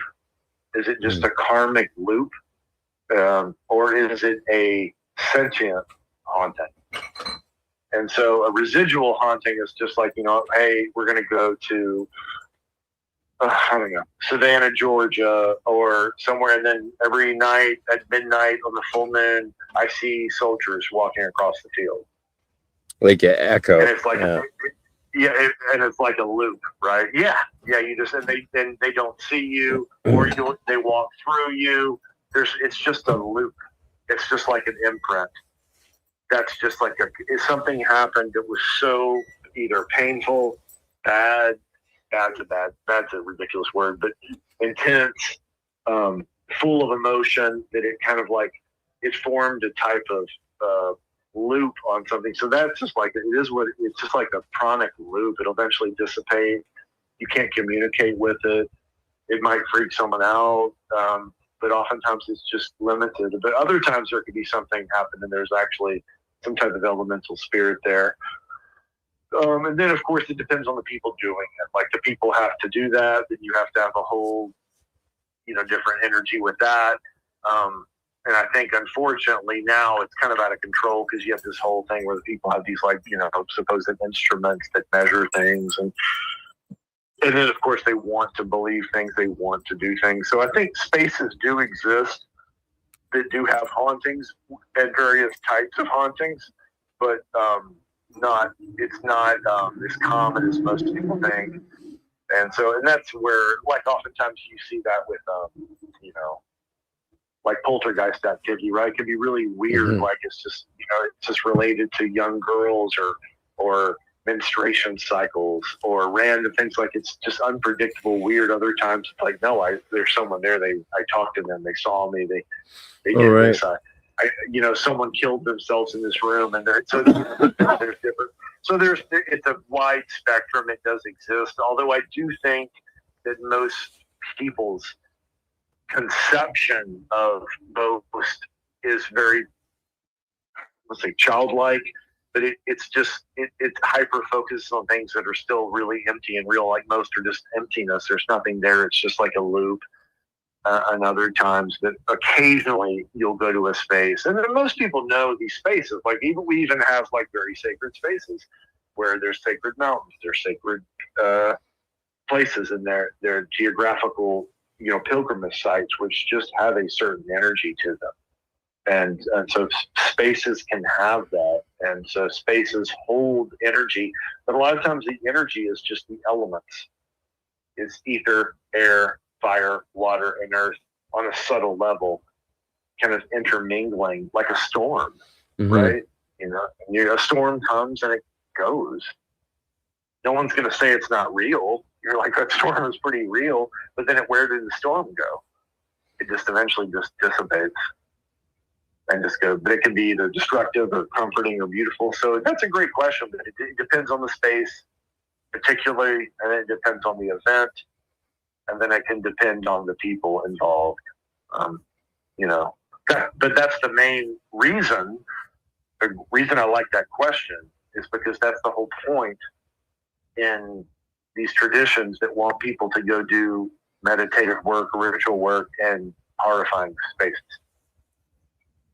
So when you look at Aghora or you look at Cha practice from Vajrayana, angle adjacent, then they say, I want you to go to horrifying, haunted places to do your sadhana. Because they want you to experience that. They want that fear to go away. They want that to dissolve. So they will acknowledge, that's there. Or you'll draw that to you. But whether or not what you're drawing to you is, quote, real, that's what they want you to find out. And so I think that does exist, but then we have to face that. And some of that, you see, even this seems like something, but it's not really what it seems. So paranormal activity is interesting, but it's kind of, it's just such a weird mixed bag now, but it's like the biohacking thing, right? You don't know what you're going to get. It's crazy culture. It can just be goofy, or it could be really creepy, or it could be fake, or it could be either, like, you really don't know. So much of it just does depend on the actual space, what happened in that space, Yeah. Astardi Earthwise says, thank you deeply, gentlemen. I've learned so much on this live. Really looking forward to your new book, Craig, and of course the June workshop. Good night from Australia. Thank you so much. Good night, Australia. Yeah. Well, thank you so much. I've enjoyed all the questions and I've enjoyed the discussion. I appreciate it. Yeah, that's a beautiful, what a beautiful chat, despite all the issues, or maybe partially because of the issues. We just sort of, it's sort of the technical issues certainly tossed away any formality or hesitance, right? It's like, oh, we're in the foxhole now, and things are happening. We got to just get real. Let's get real and get this out there before the world ends. No, that's not uncommon to have weird glitches on topics such as this. Oh yeah, fuck. Actually, yeah. Let's hit the meme. Let's hit the meme one more time. Here's a little Big Lebowski meme for the road. I don't know about you, but I take comfort in that. Might have been too quiet for you to hear, but Craig Williams, I'm gonna see you in like 2 weeks, brother. Wonderful. I look forward to seeing everyone in person and then hopefully virtually as well. I look forward to it. Thank you so much. It's going to be super beautiful and super intense and probably hot, but that's okay because it's summertime. Oh yeah, it'll be beautiful. All right, Thank you so much, man, this is great. I'll see you soon, and talk soon. Peace and love. Talk soon. Namaskar. Namaste. Well, everybody, that was Craig Williams. I think he did an amazing job. Let's give him a round of applause for the wonderful Craig Williams. Go check out his books. I'll put a link up, but you can find them. Just they're on go to the website, arcaneresearchsociety.com, and the links are on his page, Craig Williams' page. You can find it all. It's all happening. I'm tired. It's been. I might even have a headache coming on, but I feel great. I feel freaking great. It's because I've got 3 lights from 3 angles. What can I say? What can I say? That was so beautiful, so great, so good. All right, we're gonna say goodbye. What are we leaving you with? Yeah, expanding our mental energy out. That is what we're doing. Farewell. You know what to do. Sign up. Drop a like and subscribe. Share the show with your friends, and we'll see you in Austin, baby.